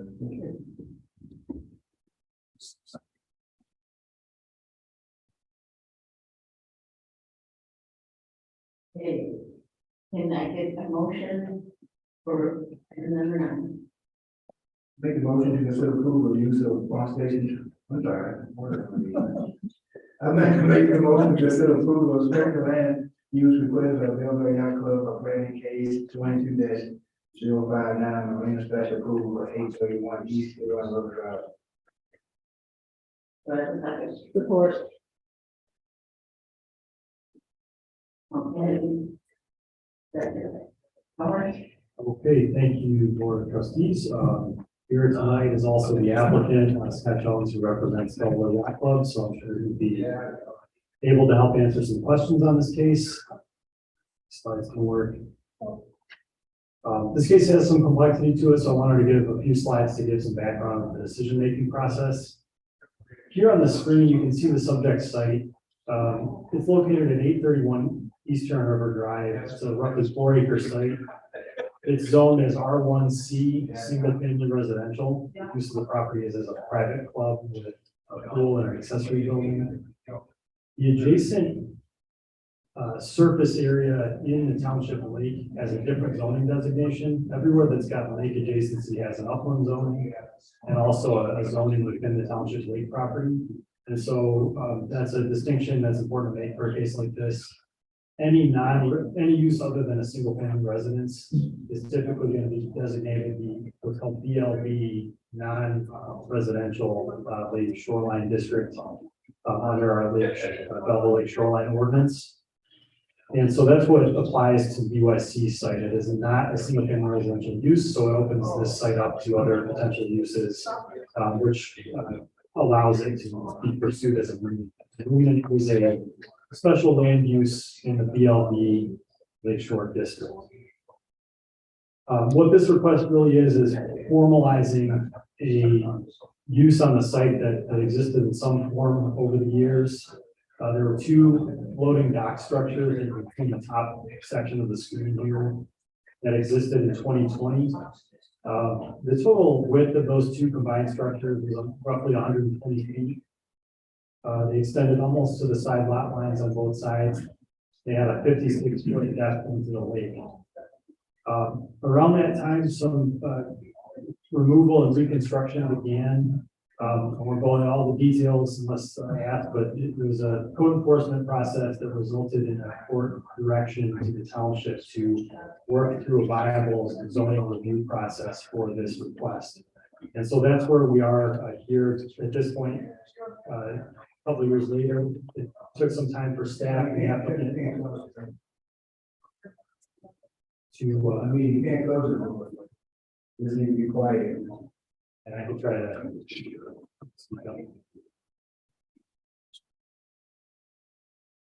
So the result of that process was to look at different options for how a use like this and how the docks as proposed could be reviewed. And at one point, one of the issues that was identified was that the proposed dock structures would be longer than the required limit of 40 feet into the lake. In building new permanent dock structures that had that length would require either a zoning ordinance amendment or what's called an exception from the Township Lake Shoreline District ordinance requirements. And so after reviewing the possibility of the zoning ordinance text amendment, we looked at kind of ruled that out as something that the people who worked on the Lake Shore ordinance determined to not be favorable because it would apply too generally. So in that case, we looked at the exception process with the BZA, which I'll talk about more in depth in a little bit. But going back to just the essence of the site plan here, what we had previously was two floating dock structures, a total coverage of 120 by 56. What we now have is a proposed two sets of dock structures, 90.6 feet by 85.3 feet. The review process for permanently establishing this use on the site is first, and that's under section 3.120B15 of the Van Buren Township zoning ordinance. The first step is local approval or local authorization under section 3.120 of the zoning ordinance, which is the Belleville Lake Shoreline District ordinance. That applies to everything from individual household with boat houses to larger projects such as this. The local approval process also includes any necessary special exceptions from the BZA under section 3.120F7, which includes the requested excess length of the docks. Once the project goes through a local approval process here, it will go through an EGLE permitting process. There's a 20-day noticing period and comment period from EGLE. We believe this application requires FERC approval as well. And the final approval then happens after pending local authorization to apply to EGLE approval, and FERC approval if necessary. At that point, construction can begin for any necessary permits that are issued locally. So I'll get into the plan contents. The proposed plan is mostly captured on this image here. The plan includes a lot of detailed notes in the use description that limit the hours of operation, prohibit things like pump out service and fueling. By the way, those are things that distinguish this from a typical, what we consider a typical marina. There won't be any fueling here, any of the more intensive uses that you see at many marinas. Hours of operation are clarified on the plan. The proposed use has what are kind of viewed as boat parking spaces. There are 16 of them that are identified by cleats. So what you see here is a typical 28-foot by 8-foot wide boat with or half-foot wide boat that has cleat spaces that identify where those boats will be parked. There's detailed dimensions on the plan, dock structure and setback dimensions. So the length of the docks being 85.3 feet, the setbacks being 21 feet from each side lake lot line.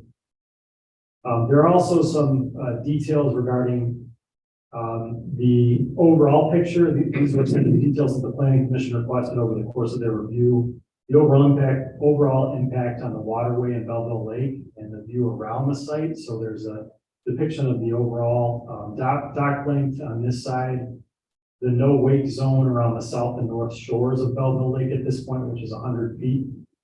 The navigable waterway between those no wake zones, which ends up being 551 feet. past the no-wake zone on the south and toward the no-wake zone on the north, based on this dock layout. And then a typical buildable zone around the north shore, which is 40 feet. The submittals also included a lighting detail, which also looks familiar. If those of you that are familiar with the boardwalk project at French Landing Dam, these were lighting improvements that were found to be low impact and set into the dock structure. So those were submitted by the applicant as being kind of low impact in terms of lighting detail. Dock material was presented. Womanized lumber is what the dock material is, the remaining. And the water depth at the furthest extent of the dock, being 13.2 feet, was also shown. The plans also show locations of matter, life ring, and address marker for the site.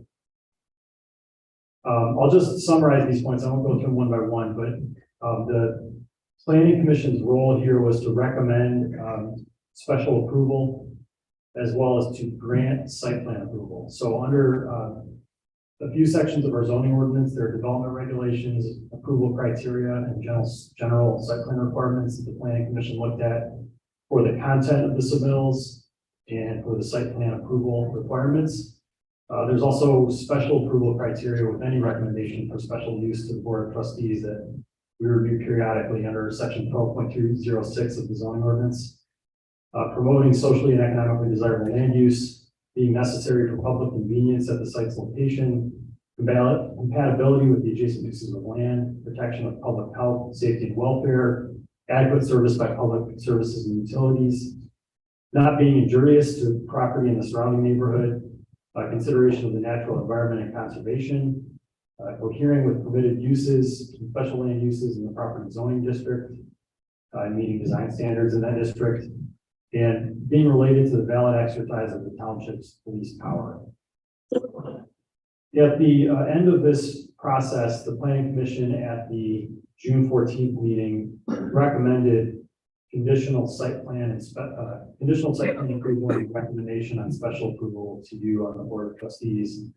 The conditions included that there would be no buoys at the end of the docks, that a concern regarding some of the language in the township's FERC license will be addressed, and that's that specific item pertaining to a 75-foot requirement under the FERC license, which was addressed in the planning commission meeting. That Eagle and FERC approval must be met if required. That this use complies with our general ordinance pertaining to the environment regarding uses of township lake property. That no boat or part of boat shall extend past the 85.3 feet mark of the dock. That there are 16 maximum watercraft parked at the site. That there's no fueling, no pumping. That there are details on the reflective tape, which the applicant provided at the planning commission meeting. The planning commission also had to approve a maximum frontage of 68.9%. The planning commission has to review anything that covers more than 60% of the frontage of a lot. Again, the dock surface and material, and then that images or elevation drawings would be submitted for review by the planning commission or staff, or some images were shown at the planning commission meeting. So based on those conditions, the planning commission did grant site plan approval and recommended special approval to the township board. This process has been very involved. There's been a lot of public feedback. Sorry, let me go back. There was a public hearing for the exception request with the BZA first on January 10th. There was then a public hearing for the marina special land use with the planning commission on January 11th. Many comments were received on this project, and the comments have been regularly updated. If you're curious, there's a spot on our township website where you can review page pertaining to development and planning in the township. And if you click on that, you'll find a tab specifically about the BYC project, and you can click a link to all the comments. And just to show you what that looks like, I'm not sure if it's going to show with this screen up. It's probably going to take a minute to load. There's I'll show you, I'll try to get back to that one.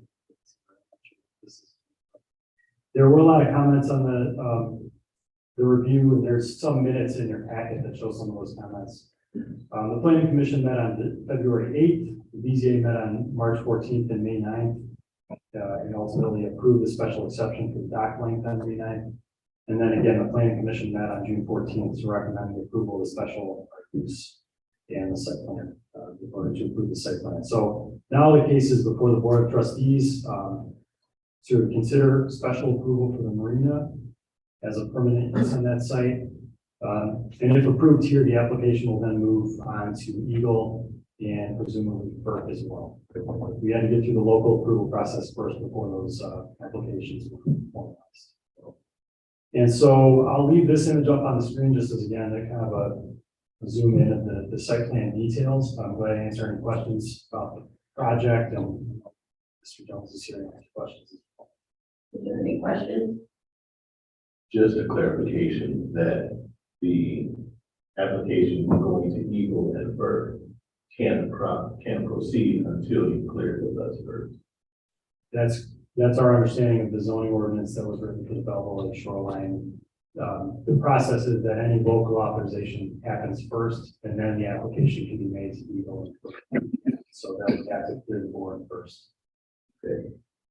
But if they come back with a no, it's done. We looked at what that means for the overall process. We have to look at whether that means there's a way to apply for a modified site plan or what the process would be at that. But yeah, so we have to go back through a local approval process. The whole thing. Yeah. Most likely, yes. Oh, wow. Okay. Okay.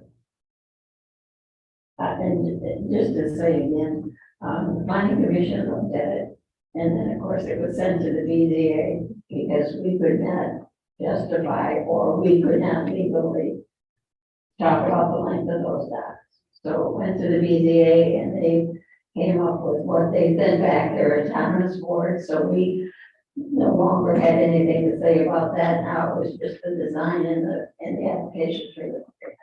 So that's what we acted on. Any other questions? Okay, hearing none, all in favor? I have a question as a statement. I mean, as long as the planning commission has vetted it, you said that the BZA has vetted it. So we will have a planning commission, so I don't get in the process to deter any decision. But if you guys say it's okay, I'm basing my decision basically on the recommendation. Because I haven't gotten any opposition, personally, I've been in contact. And then the website you related to is too late now because you have to vote. But can't look at it before I cast the vote. But I'm casting my vote based on the planning commission recommendation. So. Okay, all in favor? Aye. Opposed? Motion carries. Good luck. Thank you for your consideration.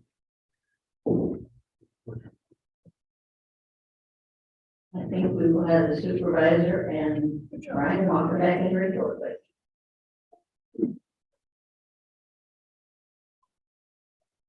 So can I ask if there is any public comment on any non-agenda items? Sunita. Yeah, thanks. Non-agenda? Non-agenda items, yes.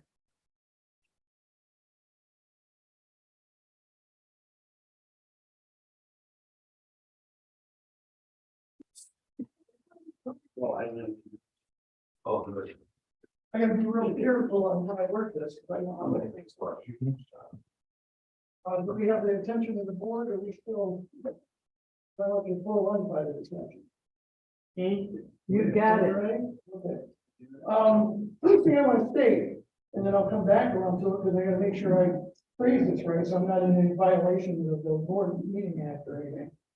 But I don't want to get it twisted, and I want it to be very well stated that as an advocate in this township for all township residents, and have been identified in the past as an ombudsman, three administrations before, that I'm looking out for the whole township, not just one thing. So I don't want to get it twisted that what I'm looking at is this township being open as many days as we can get it open. I was against the 4-day work week to begin with, because that's one less day that a senior or something could come in here. So that being said, without broaching on any holidays, my issue is, as long as the township door is open, you're serving the township. When the township door is closed, the only service we get is public safety. That's all I'm looking for. To keep the doors open as many hours a week as possible for the township residents. Doesn't matter about holidays or anything else, or snow days, or anything that shuts the township down, because it takes away the services for the residents. That's the bottom line. So moving forward, I had mentioned, and I've been talking about this for years, ever since Paul White was sitting there and changed things, the structure of the meeting agenda. The way it was prior to Paul White's tenure, or his sitting in that chair, the structure of the agenda was before a vote was commenced or finished, in the dialogue for any of the new or old business, then a township resident had a chance to see how the sausage was made and could come up and say something then. Right now, I have to have ESP to figure out what you guys are gonna think before I can make a comment. And true to form, what happened tonight is there was a change in the motion that was publicized. So technically, residents didn't get to see or find out until what they read tomorrow or what they saw on YouTube tonight, because there was a motion that was changed. So the document here states one thing, but the motion was for something else. So that being said, in the agenda criteria prior to Liam, Clerk Wright and Paul White and then the agenda got changed. I want to say the structure was 2010, 2011, that the township board, because there was so much animosity, that they cut the public comments to an area before you got to see how the sausage was made. So whether you, and actually we have the positive action of seeing a board work study the day before, so residents still had a chance. But what tonight showed was there was actually a dialogue and a change and a thought process and a vote that the residents we didn't get to think about or see because it wasn't on the agenda. So I'm just taking a little liberty here to say, let's look at our agenda so we can go back to the way it was 20 years ago. Sherry, you were part of that, from Jay Coates to Foster to everybody, Cindy King and on. The meeting agenda was to allow the residents to see how the sausage was made before the vote. And 9 times out of 10, nobody's gonna come up and interrupt the meeting or say anything anyways. But if there was a question asked, how can you ask a question if you don't know what the subject was, if the subject changed in the middle of the program? So look into that information. It might take a month or so to digest this, and look into the way the board meetings are, so that if there's any discussion or a change, that we're all brought up to speed, so that there's transparency and there's a spotlight that everybody gets to see things. It's not in the dark. That's all I'm saying. So I'm asking, with due respect, and submitting a question that can the agenda be changed back to what it was prior to 2010, where the residents get to see your dialogue, because since we don't have maybe 3 or 4 work studies a year now, and it's for certain special topics, the residents don't get to see how the sausage was made. Okay, and I keep alluding to that, but we don't understand how it goes, and if the packet isn't complete, then you don't get to see that. Okay, well, I had 2 other things actually. One was the roads. And this is something that we've gone to Al Hadius in the past for, that there's a lot of ponding, whether it's in the summertime or in the wintertime, because Wayne County Road Commission is the worst thing that governs this township, but all communities, is the shoulders of the roads have so much vegetation growing up on the sides of them, whether it's a dirt road or whether it's concrete. And so with that vegetation, it blocks the water from runoff to get into the county ditches. For example, if you go down Morton Taylor on the concrete end, in the summertime after a big rain, the water washes out the whole road because the vegetation has grown up, which is causing the dirt to puddle and dam the water from getting to the shoulder into the ditches. Why doesn't somebody in the township tell Al Hadius, which is our commissioner? We had a meeting about 3 months ago. They said they were intentional to not, they doing better than Scrape that vegetation off so that you have runoff. And it's Leon has. I'll address this over time. So we're not getting anywhere without it. So let's pray. Yeah, okay. I'm gonna give you like 30 seconds more.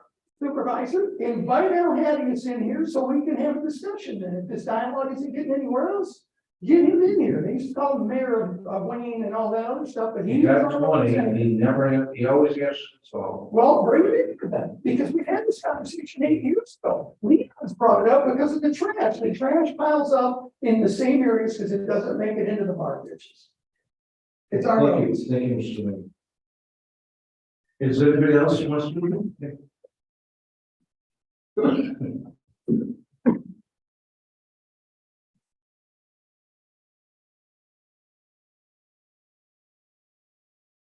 Yeah, I'm here about that damn deer that's 100 yards from the township hall. You guys got money for everything. You wear fancy shirts and signs and you talk about all the things you do, how much pride you take in our township, how much we love our township, everything you do for our township, and you let that deer sit down there dead.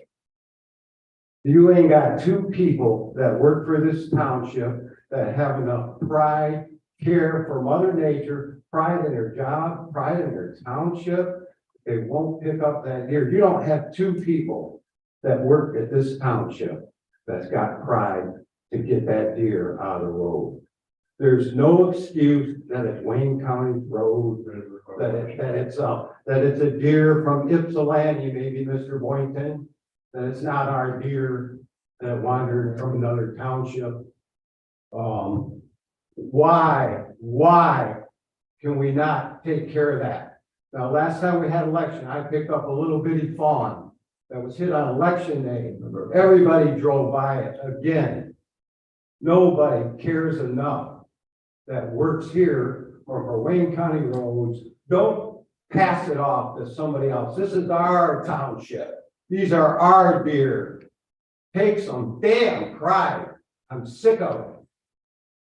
You can tell somebody to go pick that deer up. If you do it between 2 or 3 days, it don't even sting. Does anybody even know that? Anything you get on their hands will wash off. All right, anybody else wish to speak? Oh, did I get my second bite? No. Really? Seriously, you already had your second bite. All right, can you give the board wish to make comments? I just want to say that, I've already got a, text message from our former deputy, Joanne Montgomery, asking for some of the boots that you related to. Oh, yeah. He said, say, need some boots, please, us poor folks in the Norwood could use some. And those new ones, those ones you've chosen are awesome. She's a clerk up there now. Oh, okay. She's actually She's a clerk in, the township of North, which you. Mr. Chair. Earlier this evening, when I was coming into the meeting, one of the residents from Homestead that said something to me about on the corner, the intersection of Ecorse and Belleville Road, there's a lot of broken branches and trees, and some of them are real close to the roadway. And I know that's not necessarily a person, but or you probably pass it every day. It's on the west side. It's the west side of Belleville Road, right there. So she asked could something be done with that. I told her I would mention it and. I'll give it to Director Lockett. We don't, obviously, the Shine knows we don't pick up steers. So we will take care of that. Somebody needs to start picking them up. And we don't take care of the sticks on the side of the road or the trees. We push it back, the tops do, and we make sure they go off the roadway.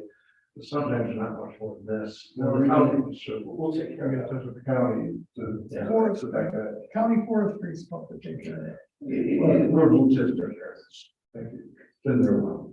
Chair. Go ahead. Yeah. Reggie, I'd like to address your concern. A few years ago, there was a dead deer on front of the township hall. And I did care, and I'm not even saying other people saw it. I did get a DPW person to get the deer off the road. I did not know this deer was there, or I probably would have gone after that one too, because I don't. I'm sorry, I'm just saying, it's gotta be somebody's job. We can't be waiting on Wayne County for God's sakes. I know what you're saying, because they don't look good against the side of the road, and because it was your we did get it moved, and I'm sure we will get this one The moved. sooner you move it, the easier it is. It's not rocket scientist stuff. So there, I've gone after, but I don't travel that way, so I. And I thought we were getting some deer signs for there. Well, I sure asked for them Yeah, you a did, couple years ago. yeah. Deer crossing sign. Yeah. I'll make them for God's sakes, I guess. All right, I'm sorry, right, one last comment, I mean, when something is correct, I think we both, well, maybe, I understand what, Tom is saying. When you're going to the side of the roads, the reason why we have a lot of puddles on our side, on our roads, is because of the vegetation growing and not allowing the water to run off the side of the road, which causes an issue. If someone is pulling in the road, it can cause a drivability issue.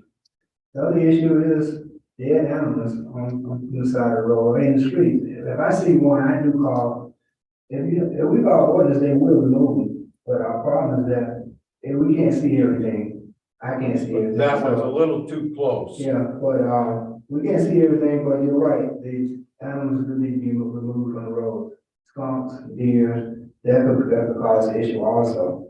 I mean, I don't know what we can do, other than put more pressure on Wayne County. We keep saying Wayne County, but we have the voices too.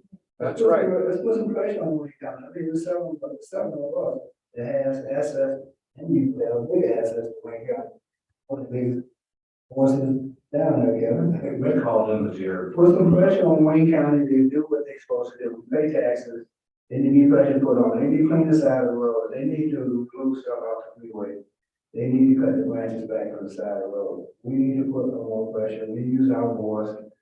We voted to use our voice for the constituents, and we should use it when we can. It is a little bit more we can do than say this Wayne County job.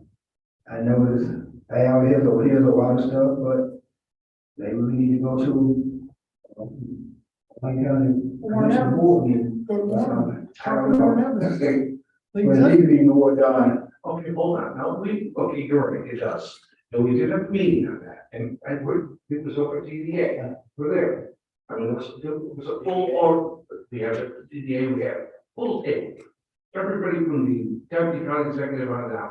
And one of the big issues was the way they're cutting these roads. Well, you said you guys had a meeting. We did, and we also had a meeting on how we were gonna go about the money from the legislature for the bridge and things like that. So we did a lot of things in that meeting. But one, something didn't get done, and that was one of them. They didn't do it right, and we need to come back. But I'm nailing the Wayne County every time. They're actually doing a lot for us. Ability to do. I mean, but here, I'm not baseball, or the issue, I think you get addressed, we try to, we start on these issues. And I mean, we can keep. Especially we're going to every single street, I know that. I mean, we're picking up every piece of trash that we can, from north on down, or food down. I mean, we're doing stuff that hasn't been done here 30, 40 years. So we're doing a great job, all I said already. But that's then, we try to do more. You're getting more money than you ever have too. Let me remind you of that. So. That's why we are a That's right. community, because we protect ourselves. But the problem is, whatever happened to the term, it predates you, Kevin, for the Wayne County Road Commission. They're gone. Yeah, no kidding. They didn't do anything then and nothing got replaced. All right, the support one, have anything? Through the chair, just I have one more quick thing. I know it's been a long meeting, but I would like, I spoke to you about this a couple of weeks ago. I would like this board to formulate a letter, sign a letter to Wayne County Road Commission about a turn light at the corner of Belleville Road and Tyra Road. You hear they do the traffic study. Well, let me see the traffic study. You say they did it, but the traffic studies don't drive. Well, I drive that road quite frequently, going southbound on Belleville Road. If you're trying to make a left turn onto Tyler, you may make a turn, you may not, and it may be a couple cycles depending on how far back you are in the line. Traffic continue, I don't know what kind of traffic study, but people come to the yellow light, they don't they're in the right turn lane and they realize, oh, that's not a through lane, I gotta get over, and then they make lane changes and they go through that light that's yellow and red, and you're still stuck there trying to make a left turn. I totally agree. I've been looking, and I was just in a turning signal, right, Monday, that has 50% less traffic than Belleville Road, and they have a turn signal like that. And I was amazed. I'm like, they got a turn signal right here. How do you get here? I had to sit on, not only on Belleville Road, I had to sit at Tyler and Belleville Road and waited 4 lights before I could turn left onto Belleville Road. I got to put in light up there. I mean, we've got plans up there, plans, and then Charter Traders wants to talk about that. I mean, we have a plan, we have a definitive plan with money in the bank for it. So as part, just to address it, as part of the Belleville Road reconstruction project between Tyler and Ecorse Road, improvements to that road are being made to where we can put a traffic signal with a left-hand turn light. That project is scheduled for 2025. So that's unfortunately the earliest that we can reconstruct the road, to get that. I don't think we need to reach us. Sorry, I'm sorry. But this is what y'all right at that, but I think 2025 is still, that's, Until somebody dies there, they're not gonna do nothing. Then when somebody gets killed there, then all of a sudden you're like, Put a turn signal at that intersection, that's crazy. The county has to agree to allow us to do it. That's why I want this board to write a letter, we sign it, and we send it to them, we will keep sending it to them until they say, okay, yeah, let's do it. You know, we sit back. and I'm just say, happy to do that, but just don't think it's gonna do any good. Well, Well, write the letter, we can bring it forward and we'll vote on it, so we can all sign it. Well, We'll send it in. if we don't do it, it really won't do any good, so. We have to write letters and we've attached, traffic studies to them, and they didn't do any good. I will do whatever you want to do to try and get it done, but I don't see any other way to do this. Yeah, I understand that, but we don't have 2 years to have people taking chances out there. You know, you got a guy that turns left and I'm like, oh my God, he's taking a big chance because the car grounded down home. I'm sorry, Kevin, we gotta be proactive, we gotta do something now. I agree. We write a letter and they say no, then okay, and we can set it up better. I agree that there's this point where you guys allowed me to spend $10,000 to have a study done to prove that you know, like. How does the traffic study prove that? I want to see that traffic. Unfortunately, it didn't. Go ahead. how was the traffic? I'm equivalent. I want to see how I determine that. Based on what? So they had Fishback prepare an evaluation of it to look at whether or not we could do a light. One of the challenges that they had for doing a left-hand turn signal is when you're going on Belleville Road northbound, there's not enough sight distance, which we all know, but there's not enough sight distance to keep that left-hand, to have a left-hand turn signal flashing yellow while traffic is moving. And because of that, there were concerns, and I can share the traffic study, and I'll make sure I share it with the board, but there were concerns that traffic would back up along the turning lane and it would cause other issues. But that's just going from recollection. I'll make sure I share that. Hanging up already. So then you have a dedicated left turn lane where the light doesn't flash on the turn, and when it turns green, then you turn, and that's it. You don't have to worry about the flashing light. That's a simple solution. I don't see how that can be a big problem. Make a dedicated left turn lane, left turn only on Lane Arrow. And that. I don't get a lot of calls about anything, Van Buren Township, but I get a lot of response regarding that, but their traffic light. And I do. I drive it, it's quite a bit. And that's why I'm trying to get it done twice now. Trying to. Well, I am. I've got a long game in 2025 now. Somebody's gonna.